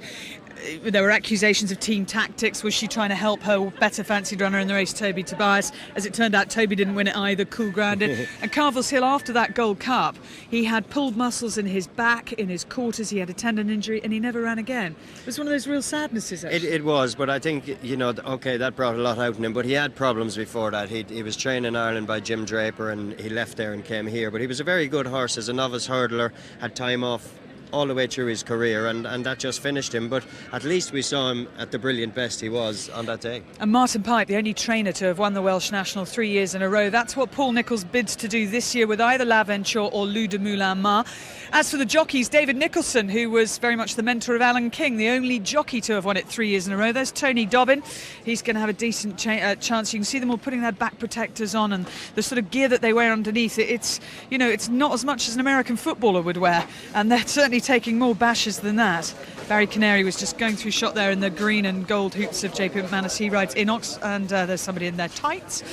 We should probably just on a day like today, Claire, the more rides these people have, these lads have before they go out, the better. They don't get time to think about the big race. They get warmed up and away they go. But it's tough on the younger fellas. First ride probably for some of them in a big race, and you know, to go out in cold blood and do it, it's tricky. Liam Hurd there, who's going to be riding L'Aventure. Well, we have horses in the paddock, and you can see the real experts on the racing come down to have a look and see what looks well. That's one of Paul Nicholls' 2 runners he's got left now, Loup de Moulin Mar. Not a very big horse physically, but looks extremely well. And if we swing back behind him, we will see just coming past us Mount Clarigo, who's one of the outsiders. This horse here, you like this, don't you? This is run for Paddy Clare. He's a winner of a Scottish National, Carlowell, and his first actual winner as a trainer, and he rode him himself. And he's certainly got a chance. The ground possibly a bit soft for him, but it looks terrific, and you can see by the walk of him, he's striding out to his chin. Now, back here, number 4. This bright chestnut is Juvenir, and he is owned by Trevor Hemmings, who's actually in the paddock. I'll go and find him in a second. Juvenir, a horse, I thought he ran a fabulous race in the Hennessy when he finished second. He's also finished second in a Betfred. He tends to be second in big races. He does. He's running the Hennessy. If he runs quite up to that, I think that'll just see him good enough today. He wouldn't be a long way behind Gold Cup standard on his Hennessy run, and he's got to run up to his best. It's a stiff test for him, but he stayed 3 1/4 at Newbury quite well, and Mick Fitzgerald rides. He's got the right man to place. If we just drop back, 2 horses behind him is a little horse called Mon Mome. Now, he's number 10. He's trained by Venetia Williams, and actually was tipped up in the Racing Post today by Pricewise at a big price. He could just run into a place, and Venetia has won this race before with Jock's Cross, who wasn't a brilliant jumper. But what about Mon Mome, Venetia? How do you fancy your chances today? Oh gosh, well, got to be hopeful. He did really well last season as a novice. First season here against handicappers, but no, he's in good form. You've got your jockey Liam Treadwell here, who's looking faintly nervous. You all right? Not nervous, looking forward to it. Can't wait. Lovely horse to ride. Just hoping for a nice clear round and that he runs on at the end, doing his best work then. Which is a very good sign that appearances can be deceptive. He's not nervous at all. You can give a big grin to everybody who'll be supporting you back home. And I suspect you're being backed, having been tipped up in the papers this morning. Well, let's hope so. We're very confident of a big run, and that's all we can ask for, really. He is confident. I think he's more confident than you. That's best that way. Any tactical preferences? Are you going to bury the horse in or be up there making the running? Well, we're going to go the shortest way round and just try and get him into a nice rhythm, really. So they go a nice competitive gallop and just pick him up as we go along. Well, best of luck to you. Thank you very much for talking to us. Thank you, Venetia. Thank you, owners. Doorstepping, crashing into the middle of their conversations. We just have another look at some of these runners, and Halcon Generlardais we're looking at, who is the favourite. And we heard from Alan King that all the preparations have gone well. He's got Voipor as stay days running later in the Desert Orchid Chase at Kempton, and that's where he's gone. But Halcon looks all right. I mean, he doesn't shine out. He doesn't shine out, but one thing you will say about him, he looks very, very fit. You know, he's up for this. He's brightened himself, but a fit, lean horse, and he's certainly going to take a lot of beating. Deserves to be favourite. Now, we talked about the course earlier, Norman, and you walked round it, and certainly Liam Treadwell sounding very confident, and he's going to go the shortest way round. Yeah, interesting. I was listening to that, and Venetia likes the horses ground the inside, shortest way, and she's always wants it that way. But this is a real tricky track to ride. You know, I only went to 4 points on the track, but it's almost 2 miles around, and you've got to be thinking all the time, and especially over 3 miles 5, every length will count. Well, in the gathering gloom here at Chepstow, shining in his bright white coat, is Wilf Walsh, the managing director of Coral, who sponsored this race. Wilf, most importantly, where's the money going in this race? Well, we've seen a fair bit of money for the favourite, money for last year's winner, L'Aventure, and money today for Simon. So those are the 3 bogies. But overall, I mean, it's a pretty good book for us and a really open renewal of this race. And a great day in Coral's portfolio. The Eclipse at Sandown, of course, is a big race. But here, great crowds, great atmosphere at the end of the year. Well, we've been doing the Eclipse for 32 years, and this is the 34th year we've sponsored the Welsh National. So we tend to hang around with the sponsorship. Great day, biggest race in Wales, and a massive crowd here. So, which horse do you not want to win that the punters at home will be cheering on? The horse I don't want to win is Le Moulin Mar, but there's a reason for that. The owner is a bookmaking colleague who said that he wants to take the trophy and he wants the coat as well.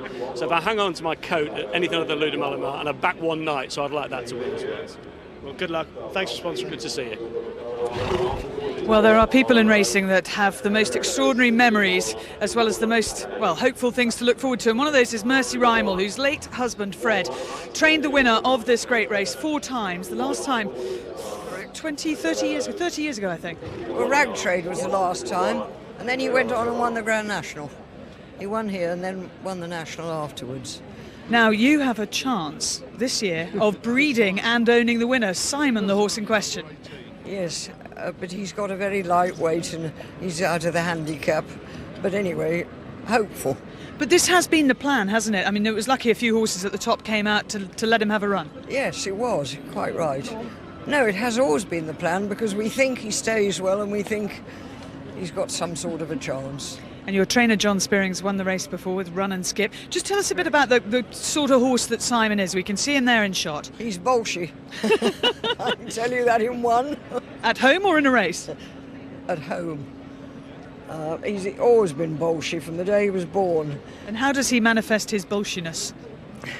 Well, he won't go in his box, and he won't be loaded, and he doesn't like being saddled either.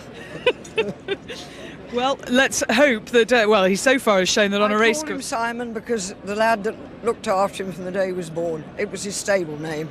So I thought, well, let's call him that. Well, best of luck to you and to John with Simon, and hopefully we may be talking to you afterwards. Thank you. Well, let's check these runners and riders for the Coral Welsh National. 3 miles, 5.5 furlongs. Take out 1, My Will. 2 is Inox, Barry Canary. 3 is One Night, Joe Tizard. He replaces Tom O'Brien, who's stepped down for the rest of the day. He's forfeited his later rides after that crunching fall. 4 is Juvenaire, Mick Fitzgerald. 5, Halcon Generlardais is Wayne Hutchinson. 6, All in the Stars, Neil Mulholland. Number 7 is Run for Paddy, Noel Feely. 8, Kinburn, Tony Dobbin. 9, L'Aventure is Liam Hurd. 10 is Mon Mome is Liam Treadwell. 11, Heroes Calange is the mount of Tom Messenger. Take out 12, Preacher Boy. Number 13 is Le Moulin Mar, Ruby Walsh. 14, Norton Brook, Mr. David England. 15, Lord of Our Own, Paul Maloney. 16 is Mount Corrigo, James White. 17 is Corello, Tom Scudamore, red distinguishing cap. 18, Simon, Andrew Thornton. He's putting up 2 over. And at 19 is Omni Cosmo Touch, Seamus Durack, and 2012 paces is Timmy Murphy. So My Will and Preacher Boy are non-runners, 18 to go, and there's Coral Welsh National. And they jump a total of 22 fences. They set off, long run to the first. They jump a row there of 6 fences down the back, another 5 in the straight, and they go back and do the whole thing all over again. A real staying contest. 22 fences, 3 miles, 5.5 furlongs. And as the runners parade in front of the grandstand, it's 6-1 the field here, but there's a big gamble going on around this Simon. It was a lot bigger this morning, and it's 13-2 and challenging for favouritism. A really proper gamble nationwide. The names appeal to so many of you at home, and you bagged it with hard cash. Kinburn has also been well supported. It had been in the build-up to the race, and it's been supported here on the track into 8-1. And Naunton Brook, that one's also been supported from 16s into 12s. They backed Mon Mome this morning, and they backed one of the outsiders, Omni Cosmo Touch here on the track. I've seen 25 into 20-1, that one. It's still currently showing that price, but if you fancy it as an outsider, that's one that'll be shorter than the price you can see there. Corello has been nibbled at from 50s into 40s. Inox is one of the outsiders. It's got the ability, if it put it in that horse, and could go well at a massive price. With Heroes Gallant, the 100-1 outsider. But the runners then parading. It's 4 places if you're on each way, and a big gamble going round now on Simon, the second favourite at 13-2. Paul Nicholls is going for 3 in a row. Silver Birch and Laventure winning the race in the last 2 years. Paul, first of all, Laventure. Last time we saw it was over hurdles. She's been kept relatively fresh. Has that been all intentional? Yeah, you know, there was nothing else suitable for her really on the ground. She likes it around here. There was no point running her just for the sake of it. And now the ground's, I think, on the testing side, that'll suit her. What about Ludo Moulin now? Obviously, he's had the breathing operation. He looks to have come back even better this year. He has. He's done nothing wrong. You know, but all his best form up to date has been on good ground. Obviously now hopefully his breathing's improved. He might go on the softer ground, but I'd just be slightly concerned about the ground with him. So Laventure, your main hope? You know, might be wrong, but that's my feeling. Yeah. Well, good luck. Thank you. Thank you. Yes, sure. Following you for years. The left-handed turn they're going to have to make soon after the start. We had a horse slip and fall there last year. Gave Andrew Glastonbury a nasty fall, as I recall. And then they've got a long stretch down the back straight. Plenty of fences to be jumped. And then in the straight, 5 fences before they reach the point. Second time round from which they're starting, which is right here in front of the stands by the winning post. And there are a couple of horses that really do stand out, Norman, in terms of looking well. I think Juvenir is one, Run for Paddy is one, but the ground won't suit him. And the other one you liked was the bottom weight. The horse way down the bottom. He's only a 5-year-old of David Pipe's 12 paces. Not a big horse, but looks really well in his coat. He certainly looks one of the best. And as you said, Run for Paddy. That's him just going past us here. That's him. Lean and fit looking, but shining really well. We can see the ground is just cutting up here, and it's this is going to be a real test. Quite a lot to ask, though, of a 5-year-old. It is quite a lot, but there's nothing to suggest he's only got 10 stone on his back, and if he stays really well, he's won over 3 miles a couple of times up north, and I'm sure they think he'll stay. Let's have a look at Kinburn, Howard Johnson's runner. Tony Dobbin taking the ride. And Tony Dobbin won this race a few years ago on a horse called Mini Sensation for John Joe O'Neill. And there's Kinburn, should be easy to spot because he's the only grey in the field. And I just think that's a decent ride for Tony. Yeah, he's quite a decent horse. His jumping will be a factor. He has been known to miss a few, and Tony will probably ride him up at a pace. Getting quite warm down here to start, but he's given them a good canter, but looks very fit. It's as mild a Welsh National Day as I can ever recall. It is very mild. Most of these horses just getting a fraction warm now.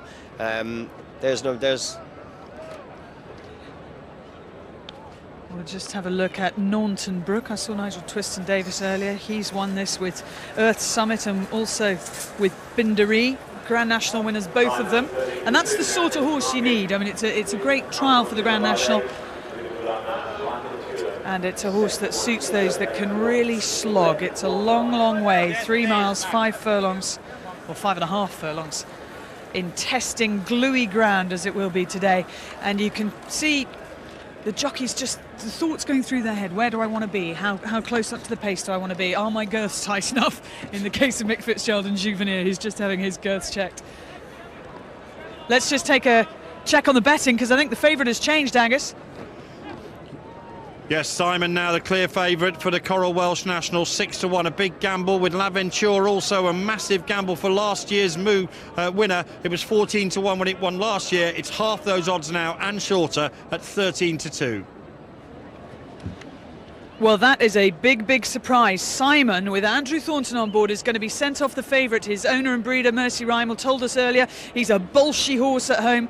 Looks like Andrew Thornton is going to line up in the middle of the pack. And we heard earlier Liam Treadwell telling us he was going to go around the inside. He's young and he's brave. Some of the others will, I suspect. Yeah, and we've had a couple of chases here today as well, Claire. So, you know, some of the older guys will go wide outside, picking the better ground. Laventure, that's Laventure, who stays really, really well. Has won this race last year, and she good finished, mare. I think, 4th the year before when she stayed on. She came through the field. Now we've got joint favourites, Laventure and Simon, and then it's 7-1 Halcon Generlardais and Le de Moulin Mar. It's a very open, competitive race, and the starter, Brian Riley, is climbing up onto his rostrum. Let's join Jim. Starter comes in, he holds them.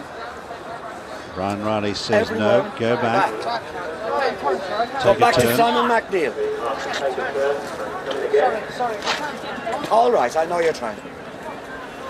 Now that was Lord of Our Own's rider Andrew, there. when it's time to turn, you come in front. Paul Maloney just speaking to the starter. I know, you're absolutely right. A little bit of a debate going on. Yeah. Turn them in. Now, if you're all right at the back, I want to know. Come on! That's it. He lets them go. They're off and running in this marathon journey. 3 miles, 5.5 furlongs. And the leader downhill to the stable bend on the first occasion is One Night from Naunton Brook, who's up there in a very handy position. Out deeper on the track then is Kinburn as they round that, and Simon has got into a very handy posse up in second on the inside as they're about to pull uphill now towards the back.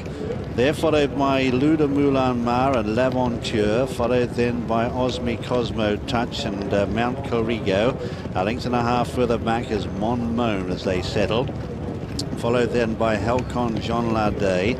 Then on the inside of runners at this stage, as they head into the back now, is Lord of Our Own, followed on his outside by Juveneur. Further back in the field is Inox, and they're followed by Heroes Collonge as they come to the first of 22. And Omni Cosmo Touch hit that hard, and so too did Inox. Lost a couple of places, preceded now by 12 paces. They come to the first of 4 open ditches and all got over that safely. Inox is losing ground back in the field. It's passed by Corello, and on his outside 12 paces as the leaders come to the third. Well out the back is All in the Stars, and also Run for Paddy as they settle. And it's One Night who's the leader down the side towards the fourth by 2 lengths to Naunton Brook, who jumps it in second. Then in third is Kinburn, followed by Simon on the inside with that light blue cap with the spots, followed then by Le de Moulin Mar. A length away then as they come to the fifth is L'Aventure, then Juveneur from Mount Claringo. Then on the inside next is Mon Mome, and further back is Lord of Our Own, who's right in the middle of the pack now in the green jacket as the leaders head to the sixth, and One Night just got in a fraction tight.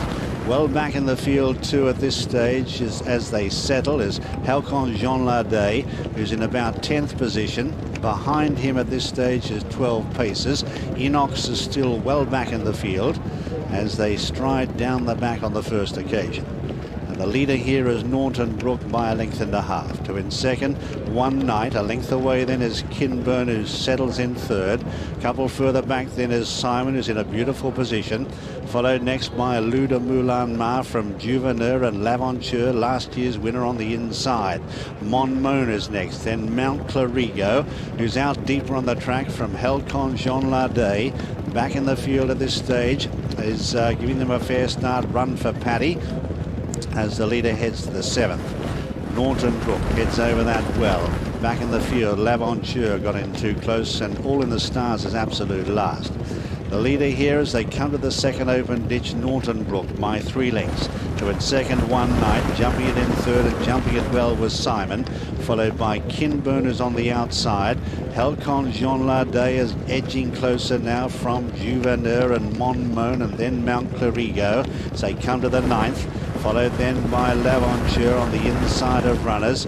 Further back in the field at this stage is Inox and also Lord of Our Own as they continue their journey to the 10th. And Norton Brook stood off at that one. Just made a slight mess of it though. Run for Paddy is still out the back in company with All in the Stars. But the leaders are Norton Brook and One Night as they go over the 11th. From Simon and Halcon Generlardais, Luda Moulin Mar the inside, followed by Kinburn and Mon Mome, then Juveneur, and then on the inside L'Aventure. Inox is next from Heroes Colons, then Mount Clarigo. Further back is Lord of Our Own from All in the Stars, Omni Cosmo Touch. Out the back 12 paces Run for Paddy and Corello. Running downhill, Norman, at this stage Simon. How do you think he's travelling? Jim, they've got a hell of a gallop up front. I'm sure there won't be a lot of finishes here. Norton Brook has gone a real good pace. Just take it off One Night with the blinkers. Pretty most of these are jumping well. That's Simon now. He's Simon just on the outside. He's ran. And Luda Moulin Man, he's inside Ruby Walsh. But Simon has just ran a bit keen for the first mile. Interesting to see whether he finishes well.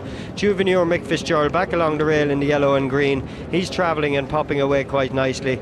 I wouldn't forget about him yet. And Halcon Generlardais is just alongside him with the red cap. He's jumping super. So both of them still in with every chance. But I just worry about the favourite Simon as to whether he's done a little bit too much too soon. Well, heading into the back now, and they're all still standing.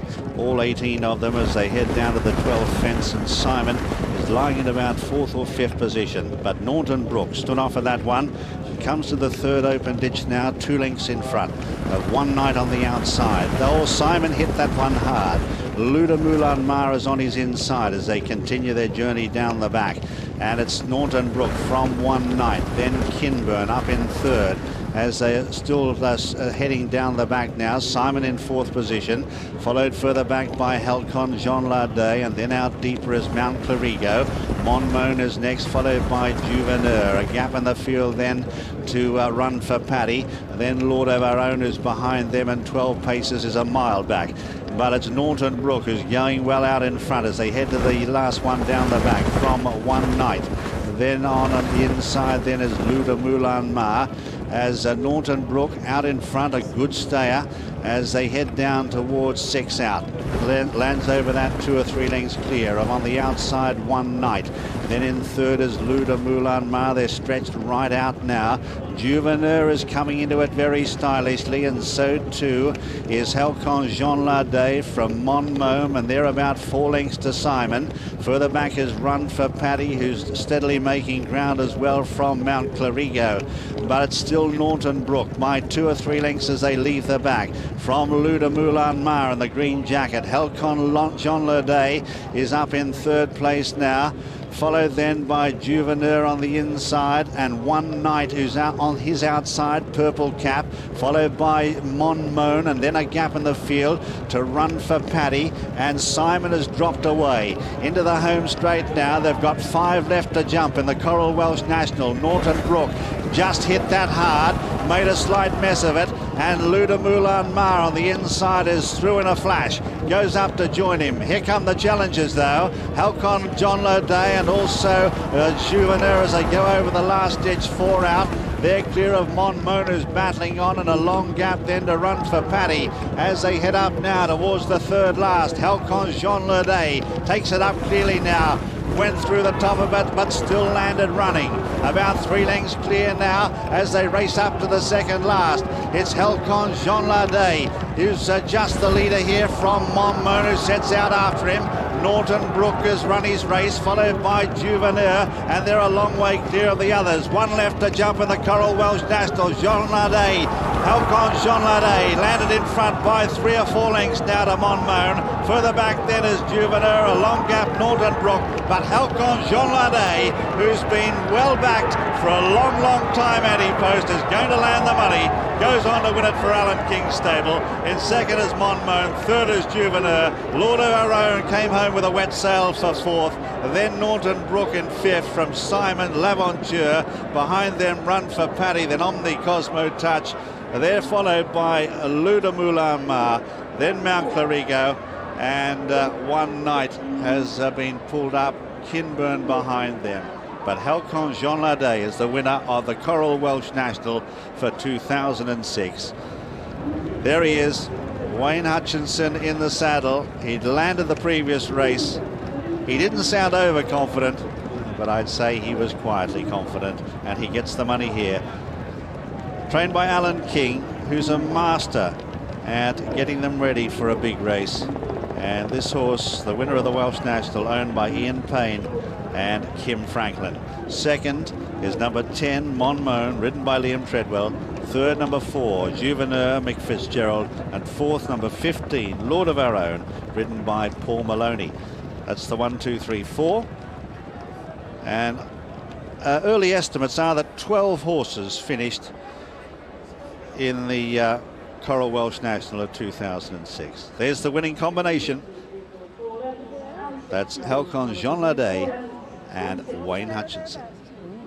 Halcon Generlardais has been targeted in this race for a long time by Alan King, his assistant Noel Williams. I saw you celebrating just a few minutes ago, jumping up and down, and with a plan like this coming off today, you have every right to do that. Yeah, absolutely. I mean, it like you say, it's been in the pipeline for a long time, and Alan had targeted it. He thought it was ideal for the race, and he doesn't get it wrong often, Alan, does he? It's just fantastic for the whole team, you know. And he's been given a fantastic ride as well by Wayne Hutchinson. Yeah. I mean, bit of a boost of confidence that he rode the winner before, but yeah, I mean, he's going from strength to strength, isn't he? He's a great jockey, and he's a brilliant backup to Chalk, isn't he? I mean, fantastic. Alan, winning the Coral Welsh National out for Alan King. Noel, you must. The stable is flying at the moment, and this horse coming back just behind us. He's got great courage. A lot of courage, and he's a thorough stayer, and he jumps very well. He's got a big future. He's only 6, isn't he? So, well done. Thank you very much. This horse is not unknown to anti-post punters and also punters on course. And the crowd giving him a warm reception as he comes back, Wayne Hutchinson. Very well backed last time in a hurdle, this winner, Halcon Generlardais, and managed to get the money on that occasion as well. He's a really good type and a really good stayer, and has that touch of class as well, and that's what enables him to win a race such as this.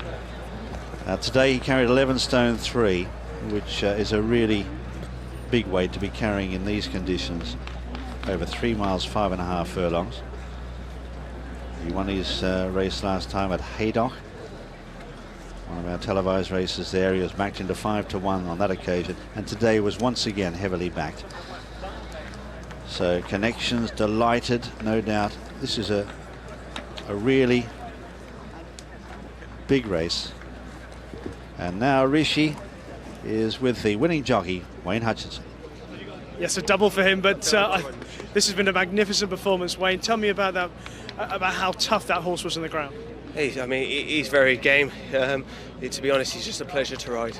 The first mile, I was a wee bit worried. He's just curled up into the first bend. He just wasn't enjoying it, and he didn't really sort of go forward. Returned into the straight, he's picked up the bridle first time, and then from then on he's travelled like a winner all the way, and he's galloped all the way to the line. Were you ever worried at all that you were in front too soon? A wee bit. I mean, we discussed this morning that we sort of said that it was three outs upside soon enough. I was just worried that Norton Brook, he wouldn't stop galloping.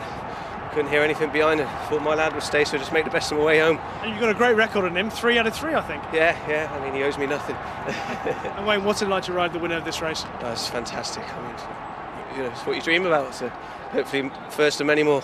Well done. Hopefully, Voiporus Studies can provide a double for the stable. Let's hope so. Cheers. Well, a big win for Alan King, and also for Wayne Hutchinson. But of course, Alan King has got Voiporus Studies coming up in the inaugural running of the Desert Orchid Chase, our next race to come up here on BBC. So maybe it will be a feature race double. We'll soon see. Let's check the full result now on the Coral Welsh National with Angus Loughran.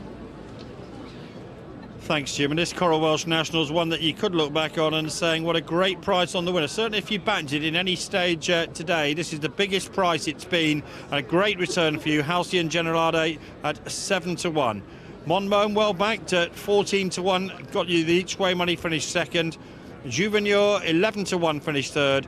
and Lord of Our Own at 11-1 finished fourth. The winner, though, easy to back here on the track because of the support for Simon and for last year's winner L'Aventure. The winner returned at 7-1. Mon Mome also well backed, 14-1, finished second. Well, a big moment this for Wayne Hutchinson as he gives Luke Harvey an interview for 5 Live. I'm sure you'll be hearing that later. He came here with a horse that was well backed before the race. As it turned out, other horses came in for support as well, so he ended up going off at 7-1.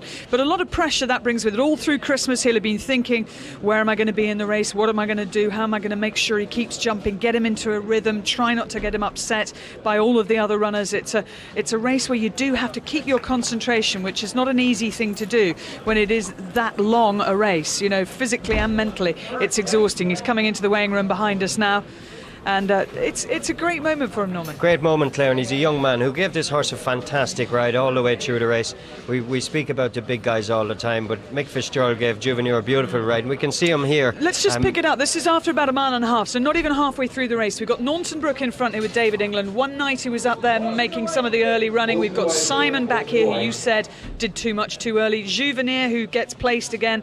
There is the winner, Halcon Generlardais. And at this stage, obviously, lots of horses, as one would expect after yeah, only and just behind him, Claire, is Mon Mome, who finished second, and Lou de Moulin Ma was on the inside here, who did big chance all the way. But terrific ride from first, second and third, and first 3 jockeys. Naunton Brook, to give him credit, jumped really well throughout. As David England kept asking him, I was thinking, I was wondering if he was going to fall, but he jumped great the whole way around and really enjoyed himself. And one night got a little tired in the end. But you can see Halcon Generlardais settled in about 5th place, so he never had him too far back. Yeah, they went a hell of a pace, and a lot of them didn't finish. This is down the back straight. You can see One Night is on the outside, but there's Juvenile and Halcon Generlardais upsides jumping. Right behind him is Mon Mome. Simon on the outside, he's beginning to fade back. And Kinburn, the grey horse, he looked as though he didn't stay. He jumped reasonably well. Lou de Moulin Ma jumps at second, third behind Naunton Brook on the inside. He didn't quite get home, but both first, second, third, just tracking one another. And as you said, Claire, not a long way off the pace. This is into the straight. Naunton Brook, I was surprised he was there so far. I thought Ruby Walsh was going to be a great couple of days for him. He was on the inside. Naunton Brook just pitched a little at the back of it. Stiff uphill from here home. Ruby's horse is on the inside.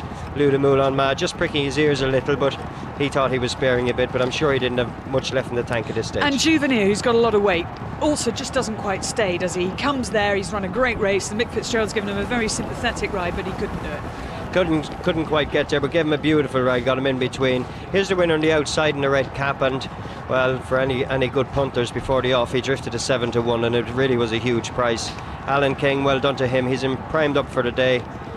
Just got to the second last, got in very, very tight and brushed through the top of it, and this run for Paddy just running through, and there's Simon getting very, very tight. L'Aventure, last year's winner, she just didn't quite have the legs of him today. 12 horses finished in total, which is more than in some previous years. And as you can see, Halcon Generlardais really enjoying himself. And actually, Wayne Hutchinson hasn't had to give him too hard a race. He keeps him up to his work, keeps him ahead of Mon Mome. But this is a great weight-carrying performance. 11 stone 3 on his back. We mentioned before the race that since 1990, only Carville's Hill and Master Oates has managed to carry more than 11 stone to victory in this race. He's got a way to go to maybe to reach those heights. As good as some of them, or win a Gold Cup or something. But he's a real good horse, and the way he jumped the last, you swear it was the first, and galloped all the way to the line. He's a national horse already, and Mon Mome ran a cracker in second. Venetia said she fancied him, and Juvenile with a big weight in third, and a great ride, I thought, from the first 3 jockeys home.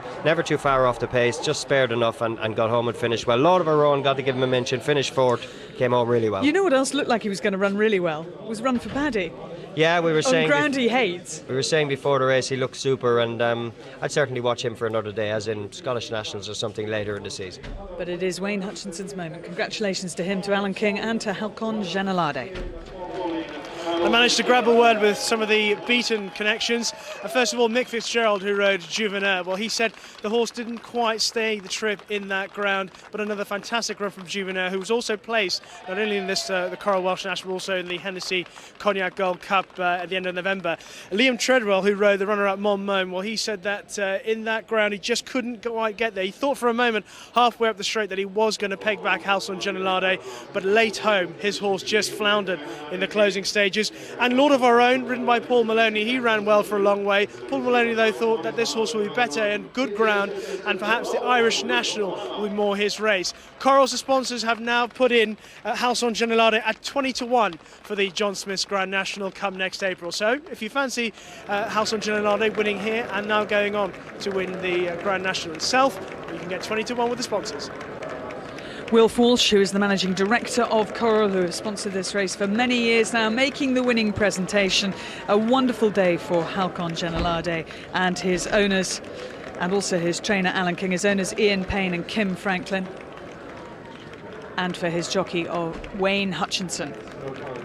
Well, we're going to head off to Kempton, the race named in honour of Desert Orchid, who died last month at the age of 27, having won 34 races, including 4 King George VI chases, a Gold Cup, a Whitbread, an Irish National, a Tingle Creek or 2 as well.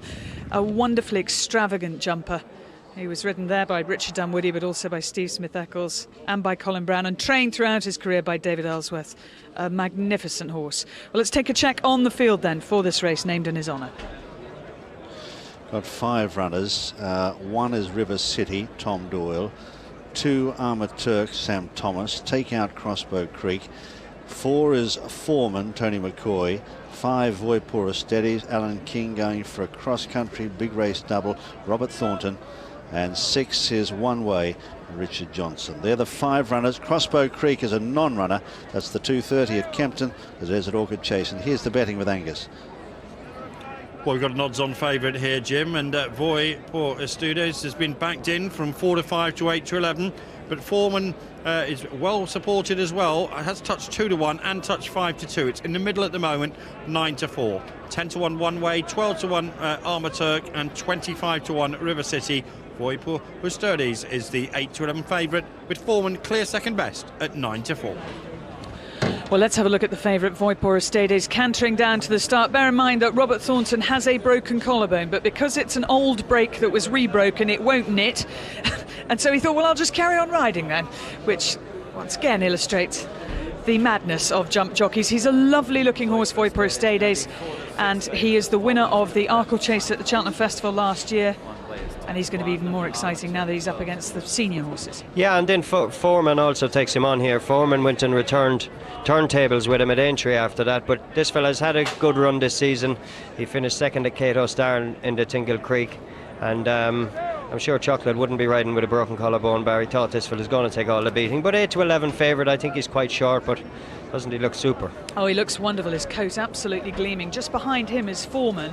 Not quite such a classy looking animal, I suppose, but he's got an awful lot of ability. Let's join in Bartlett for commentary. 2 miles with 12 to jump in this Desert Orchid Chase, and Armour Turk leads them down the straight the first time to Voipora Steadies. A pink cap was 3 lengths behind him in second place. Foreman got a little bit close to the first fence and clipped the top, but touched down safely in third towards the outside. River City runs the rails with the big white blaze on his face and the black and red colours One Way with Richard Johnson, our last of the 5 runners as they move down to the third fence. Armour Turk and Sam Thomas lead up 2 or 3 lengths clear, and he's got it all wrong unseated. Armour Turk hit the fence very hard, got too close to it, and he's out of the race. Unseats Sam Thomas as the remaining quartet have 1 circuit of Kempton in front of them now. And Voipora Steadies is left in front by the departure of Armour Turk. 2 or 3 lengths behind him is Foreman, who runs in second place. Then comes River City, nose-banded, Tom Doyle, who races in third.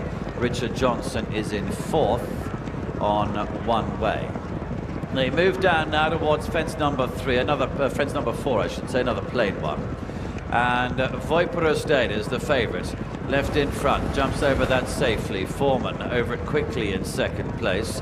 and then River City towards the inside of One Way. The first open ditch, and Voiporostaides is closely attended by the loose horse. Sam Thomas is safely on his feet after his fall from Armaturk at the third fence. The other quartets are in fact led by the riderless Armaturk, who makes his way into the back straight ahead now of Voiporostaides. And then back in second place is Foreman. Behind this is River City, and One Way continues to be the back marker. 7 more to take as they begin the run down the far side. Robert Thornton leading up on Voiporostaides. Tony McCoy in second place on Foreman. And then comes River City with Tom Doyle and Richard Johnson on One Way. Still preceded by the loose Armaturk. He leads and continues to dive left over his fences, slightly putting off the others, not too much though. Voiporostaides continues to be the leader with the white sleeves, pink cap, and then the green hoops of Foreman on the outside. One Way in the black and red getting closer, and Voiporostaides ploughed his way through the open ditch on the far side there. Fence number 8. He comes to another plain one, number 9. Voiporostaides leading to Foreman in second place, and One Way 2 lengths behind in third. And then comes River City in fourth. So the 4 of them quite well bunched as they make their way towards the home straight. They're probably hoping the riderless Armaturk will head down the hurdles track, but at the moment he's content to give him a lead as they come round the home turn in the Desert Orchid Chase. It continues to be Voiporostaides by a half length. Foreman, though, is encouraged closer by Tony McCoy and is outside to throw down a challenge. They're only a couple of lengths clear from One Way and River City. This is the third last, and Voiporostaides continues to be narrowly in front. To Foreman, under the pressure under the stand side, and behind them is One Way in third place and River City in fourth. Down towards 2 out then. Voiporostaides steadies into it. He's only a narrow leader still. To Foreman near side, and One Way is trying to rally his 3 lengths behind them in third place. They head down towards the last, and Voiporostaides is leading by 3 lengths. Voiporostaides comes to the last. He jumped in safely. Foreman and One Way will battle out second place, but a profitable 30 minutes for the Alan King stable. Robert Thornton with a broken collarbone has ridden Voiporostaides to win the Desert Orchid Chase.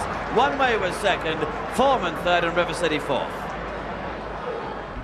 Alan King has done it. The big race double, winning the Coral Welsh National here with Halcon Generlardais and the Desert Orchid Chase. This is the third fence, the departure very acrobatically of Sam Thomas on board Armaturk. Luckily for Robert Thornton on Voiporostaides, the loose horse stayed there, and actually Norman has helped him. He makes a mistake, just takes off a bit too far away there. Yeah, that was a mistake down the back from Valpoor. He just stood a long way off the fence. Foreman just wasn't helped by the loose horse Armaturk all the way up the straight, and One Way in behind. He's ran a cracking race. River City was the outsider, and he just didn't quite finish, but a great race up the straight. Looked as though Foreman was going to come and get him, but he's picked up and quickened away. Well, the amazing thing here is actually it looks like One Way might also make ground on him, but after he jumps the last, and you'll see this in a second, Voiporostaides almost takes off again. He finds a second wind, and suddenly he's sort of 6 or 7 lengths clear. And who's to know, but he might have just taken a blow going to the final fence, but it's as if he has sprouted wings after the last, and a hell of a good performance from him. Well, he's going to be a very, very lovely horse to watch out for this year. He's going to be one of the leading contenders for the Queen Mother Champion Chase. He can jump at speed. He can motor away from them again at the end, and those are important qualities. Lovely yes, he's horse. pretty much done everything, and he's improving all the time. Now we saw Wayne Hutchinson, Halcon Generlardais. He was on board in the Welsh National. This is him coming back into the changing rooms, and probably the biggest success of his career. And I'm sure he's going to get a pat on the back from a few of the guys who have been there and done it before, or are still hoping to do it. But a great ride from him. He stayed very cool, let the horse just pop away. A lot of fences to be jumped out there. And he'll sleep well tonight. Christmas job done. Christmas job done, and well done to Alan King. Great day. And another look at how he did it as he gallops away to the line. You can see the grin, actually. He knows he's won. He's got a great big gum shield on, but you can see he's smiling about 5 yards before the line. Real satisfaction. The runners are leaving the paddock for our next race, the last live race today, the Coral Future Champion Finale Juvenile Hurdle. It features some pretty young young hurdlers who have plenty of talent. Brendan Powell's just walking past us. Brendan, if I could just grab a quick word with you, because you've got a topical horse in this race, Warren's Way. Of course, we're all watching Shane Warne, who got his 700th Test wicket. He's by Spinning World, this horse. A winner at Fontwell last time. He looked good that day. This is going to be harder, isn't it? Yeah, it is, of course. I mean, he beat Razlan of David Pipes, who came out and franked the form the other day. But I'm sure he'll come on again for the run. He stayed very well. That was 2.25 miles. But you know, he does stay. He loves the ground, and I don't think he'll be too far away. It is competitive, as you said, but he's tough. Brendan, who have we got down here? Brendan. Young Brendan. Are you a rider like your dad? Yeah, I do ride a few of the racehorses out, and I've ridden Warren's Way last week, and I gave Inglis his piece of work yesterday as well. How do you think Warren's Way is going to go today? It's been a stiff competition, but I think he should do well out of it. Tell you what, Brendan, you don't only train the horses well, you also train the young as well. Good luck. Yeah, take care, thanks. Let's have a look now at runners and riders for our 240 at Chepstow. One non-runner, that's number 2, Archimboldo. Number 1 is Ace Baby, Ruby Walsh. 3, Derusso is Seamus Durack. 4, Goodbye Simon, Mick Fitzgerald. 5, Lord Adonis, Paddy Merrigan. 6 is Mon Michel, Jamie Moore. 7, Ned Ludd, Wayne Hutchinson. 8, Paradi, Timmy Murphy. Number 9 is Philanthropist, Paul Maloney. 10, Subsonic is now the mount of Joe Tizard, replacing Tom O'Brien. 11 is The Preacher, Colin Bolger. 12, Warren's Way is Sam Jones. And 13, In Hope, is the mount there of Chris Honor. So let's have a look at the course they'll be taking. 2 of these are in the try for 25 to 1. They are Paradi and also Subsonic. Worth bearing in mind. There's the course they take. They start just before the judge, and they jump 1, then they jump another 7 as they go out with a circuit to travel. Total of 8.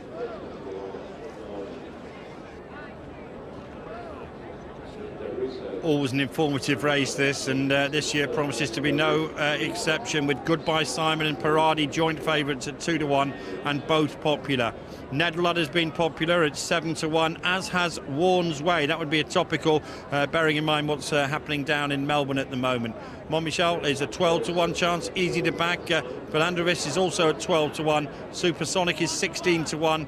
And the rest are a much bigger price. But Goodbye Simon and Paradi are 2 to 1 joint favourites at Chepstow.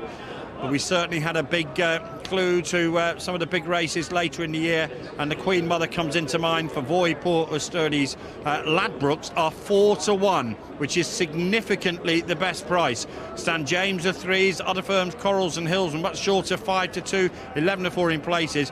If you fancy Voy Port Usturdies, who's won this afternoon at 4 to 6 to go on and win the Queen Mother, it's 4 to 1 joint favourite with Newmill with Ladbrokes. One Way 10 to 1 finished second, and Foreman at 5 to 2 finished third. Voy Port Usturdies then the second big winner of the afternoon for trainer Alan King, winning the Desert Orchid Chase. Well, interesting that we've had 4 races here at Chepstow so far today, and 3 of them have been won by French-bred horses. Could we see a 4th out of 5 now with Goodbye Simon, trained by Thierry Duman, who has decided to bring him over here today? Yeah, and Thierry's doing a great job at training. We remember him riding Barracuda and First Goal and horses like that, but this is, I think, just his 2nd season training. 2 to 1 favourite. He was second. He only beaten half a length in Ortoy in a Grade 1 on his last start, so we don't know a huge amount about him, but Ortoy usually very, very soft, and he'll go on the ground, and if he goes on the ground and stays well, deserves to be favoured, because this is going to take a lot of getting. Well, this is the horse that could give him most to think about. Another horse bred in France, Paradis. Martin Pike made a habit of winning big races with French-bred horses. Probably one of the first ones to start bringing him over. His son David, having inherited a few, and I'm sure will also continue the trend. Yeah, he's another horse, won at Leicester and jumped well that day. He's gone favourite now, and winning at Leicester, that's usually very, very soft ground there. And again, he should stay well. Looks very, very fit in the paddock. And just to remind you, these are all babies. They're only 3-year-olds. It's a race restricted to 3-year-olds. They'll turn 4 on New Year's Day, and these will be the sort of horses, or certainly the ones that manage to get placed, that you may see in the Triumph Hurdle come the Cheltenham Festival. Ned Ludd, Wayne Hutchinson has already won the big race. I saw Johnny Portman earlier. It'd be great for him to have a win he was today. beaten by Catch at 8 lengths at Cheltenham on his last run. He certainly looks the best juvenile we've seen, and he's got a chance on that form. Well, Parody is going to go off the marginal favourite. Here's Jim. Away they go, setting off with 2 miles to travel, 8 to jump. Subsonic over on the far side, and also In Hope coming to the first now. Just behind them, Parady. Good jump by the leader. Back in the field then, DeRusso wasn't that fluent, just might have over jumped a bit.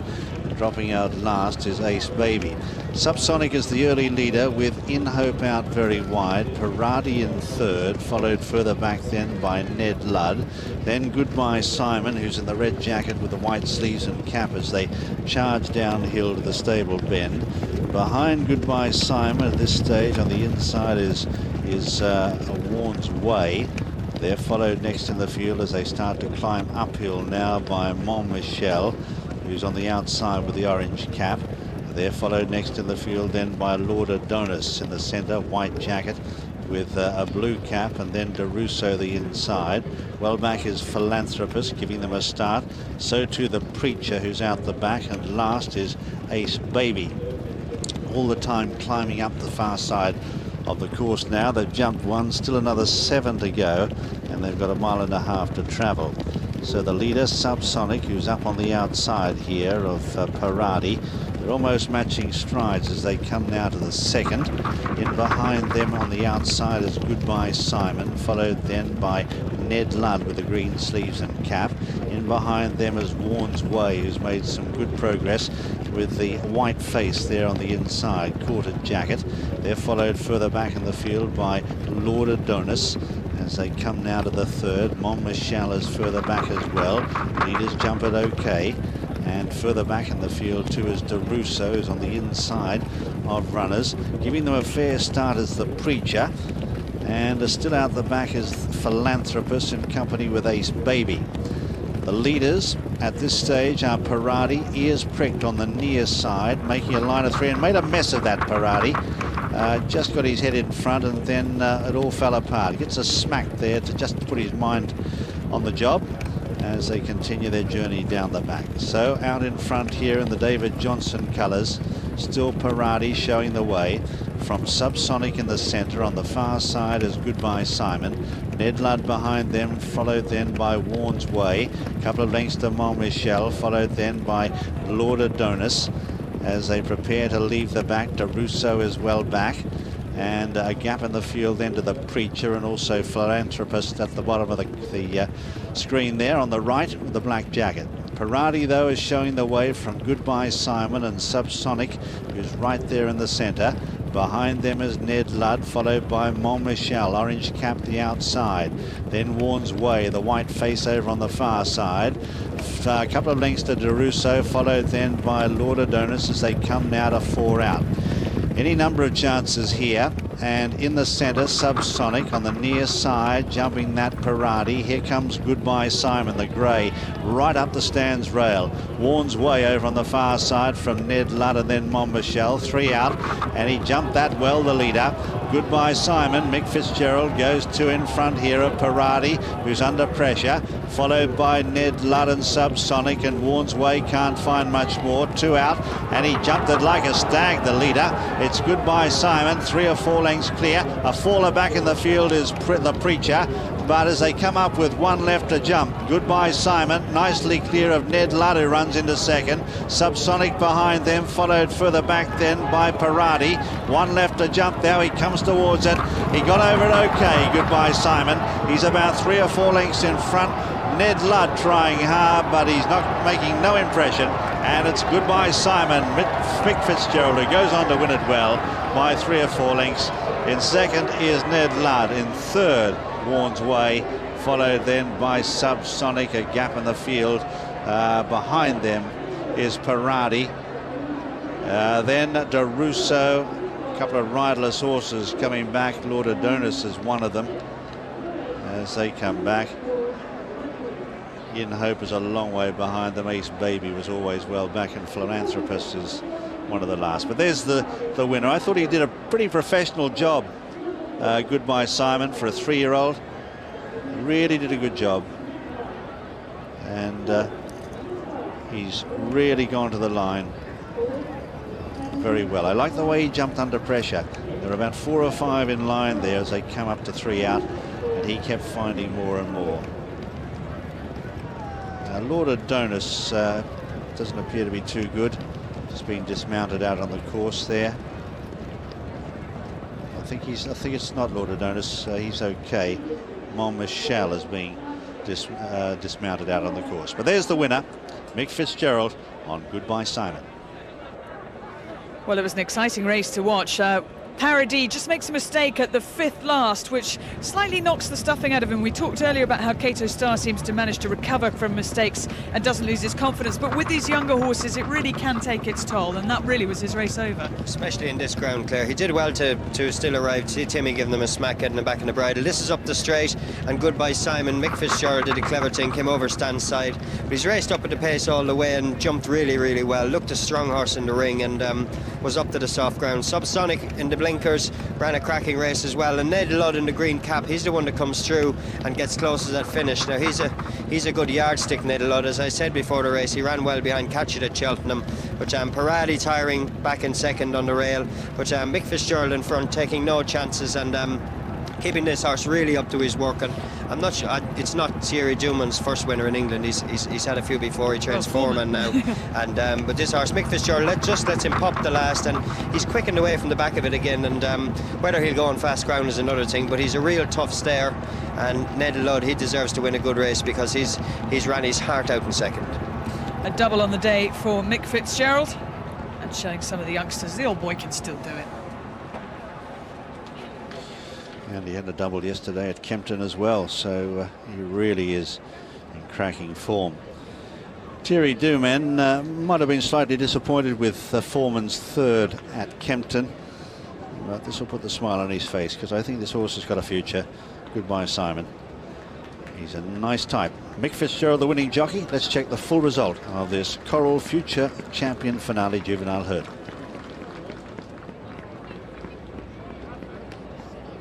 Confirmation of the result there. Number 4, Goodbye Simon, the winner at 9-4. Second, number 7, Ned Ludd at 7-1. And third, number 12, Warren's Way at 13-2. Now, the Triumph Hurdle's always a hard race to win, but Hills and the Tote goes 16-1 for the Triumph Hurdle. Ladbrokes a much more cautious 10-1. And they're a lot worse than 16-1, a horse like that to go on and win at Cheltenham. An impressive performance by Goodbye Simon at 9-4. You can get 16-1 for the Triumph Hurdle.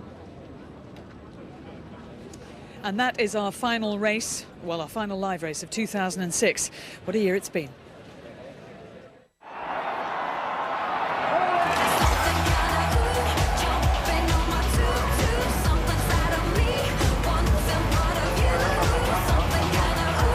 It's number 6, Belverde, who's out-jumped and outstayed them for Slippers Madden.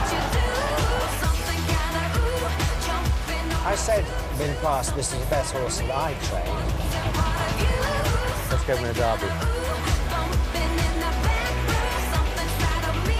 If you're going to have a bet now, where's your money? Sir Percy. Lines up, jockeys! Racing in the Vodafone Derby.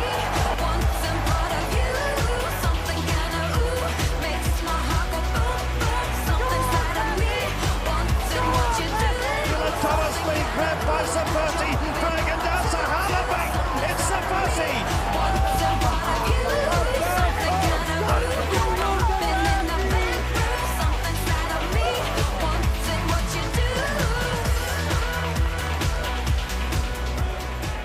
I have pleasure in declaring the new Ascot officially open.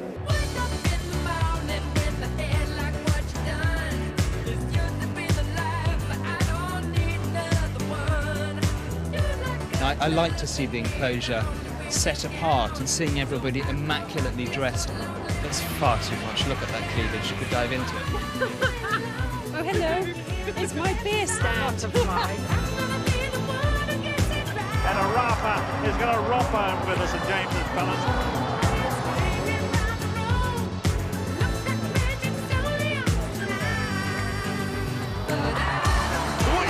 Sails past them, and Ouija wins the Prince of Wales estate. Have you been drinking today? Yes. Yes. Have you been winning today? No. Speciosa is quite a tricky filly, isn't she? She's quite difficult. Why is that? I think it's because she just She's a woman. Yes. Are you on the pool today? Yes. They can't help themselves, can they? He's a married man. Just they're doing that. Is striding on. What a win this is in the Coronation Stakes. They're not going to catch him. Yates has outclassed them. Yates wins the Ascot Gold Cup. 6 times champion jockey Kieran Fallon has been charged with conspiracy to defraud the betting public. I walk a lonely road, the only one that I have ever known. Don't know where it goes, but it's home to me and I walk alone. One of the most talented flat race jockeys of his generation, he will now be prevented from racing in Britain. The reputation of horse racing could also be severely damaged. Hurricane Run is too good. He's coming away. Hurricane Run wins the King George.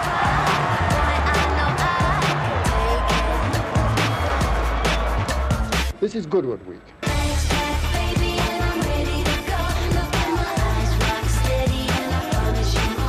You got a bug in your mouth, haven't you?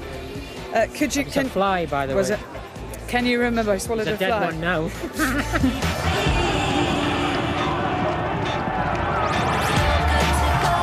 And Ifraj is home for all money.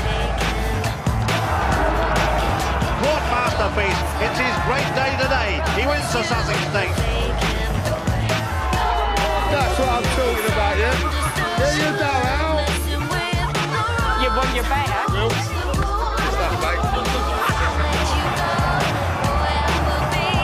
Ouija board the far side won't give in.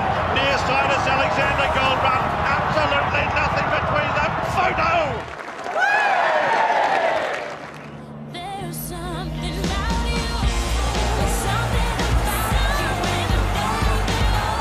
And it's the real gorgeous George today. There is a lot of money for this Japanese horse, and it's currently trading at 1 to 10.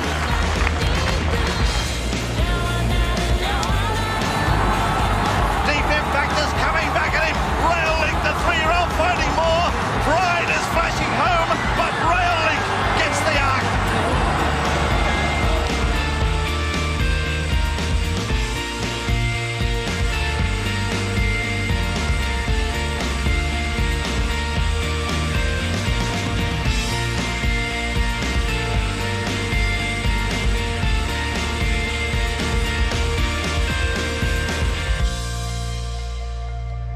...2006 was good. I think 2007 could be even better. Well, there are big races taking place not only here in England, but also in Ireland today at Leopardstown. And 2 big races, the Paddy Power Dial-A-Bet Chase and the future champion Novices Hurdle. Let's see what happened in those races with commentator Des Skyhill.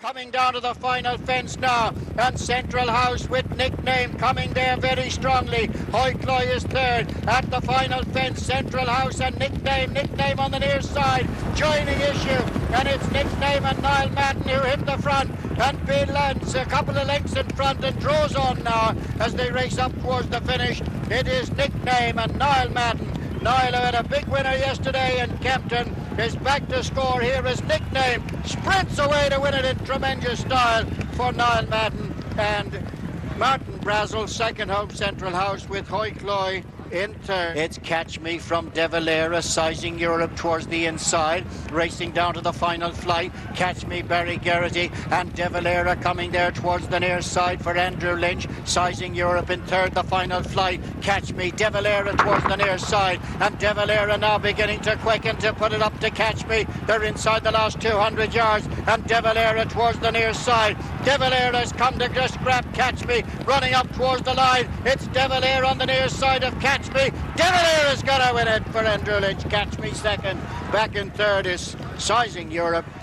Rare Bob is fourth. Big meeting there at Leopardstown. They'll have had huge crowds as well, and Nickname is impressive. Yeah, he was very impressive, and Slippers Madden, of course, we just saw winning on number 6 Valverde, and he's had a great year, and Jazz Messenger yesterday, Kempton, and back with a big one today. Yeah, and Mick Fitzgerald's had a big day here, as well as Wayne Hutchinson. Double on the day for Mick Fitzgerald, who is receiving his trophy for his victory in our last race on Goodbye Simon. It's almost goodbye from us. We've had lots of texts in, though, about Cato Star. A lot of you saying, is it Cato or Corto? Well, the owner, Clive Smith, says Corto Star. The trainer, Paul Nichols, the jockey, Ruby Walsh, and Clifford Baker, who rides him every day, say Cato. So it's a case of tomato. I'm afraid the debate will rage, and I don't know what the answer is, but we say Cato. I don't think we'll get the horse mixed up anyway. No, we won't. No. He really was sensational yesterday. Halcon Generlardais, impressive today. Very impressive. Great training performance from Alan King. Good winner in Kempton as well. But the horse, this horse could be a national horse, might step up and improve and even be a Gold Cup contender. But like soft ground, jump really well and take nothing away from Wayne Hutchinson. A young man with a big future, gave him a great ride through the race. You said that he might shape up and be a Gold Cup contender. Declan Powell wants to know, who would you like to ride in the Gold Cup? Are you brave enough to choose Cato Star? I think if Overtrition comes back to the form he was in last year, for an old man like me, he's the safest ride. He's the best jumper in the fields. But they're terrific horses, and let's hope they get there in one piece, all of them. What would be the one thing that you're really looking forward to in the new year? A few days off, probably. Standing next to you.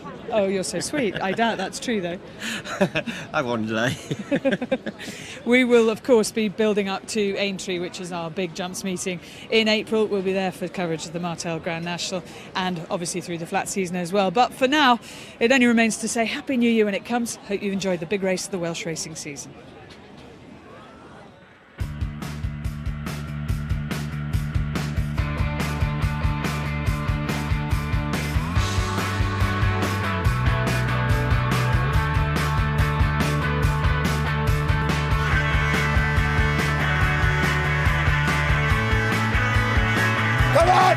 He lets them go. They're off and running in this marathon journey. As they head up now towards the third last, Halcon Generlardais takes it up clearly now. There's one left to jump in the Coral Welsh National. Halcon Generlardais landed in front by 3 or 4 lengths. Halcon Generlardais is going to land the money.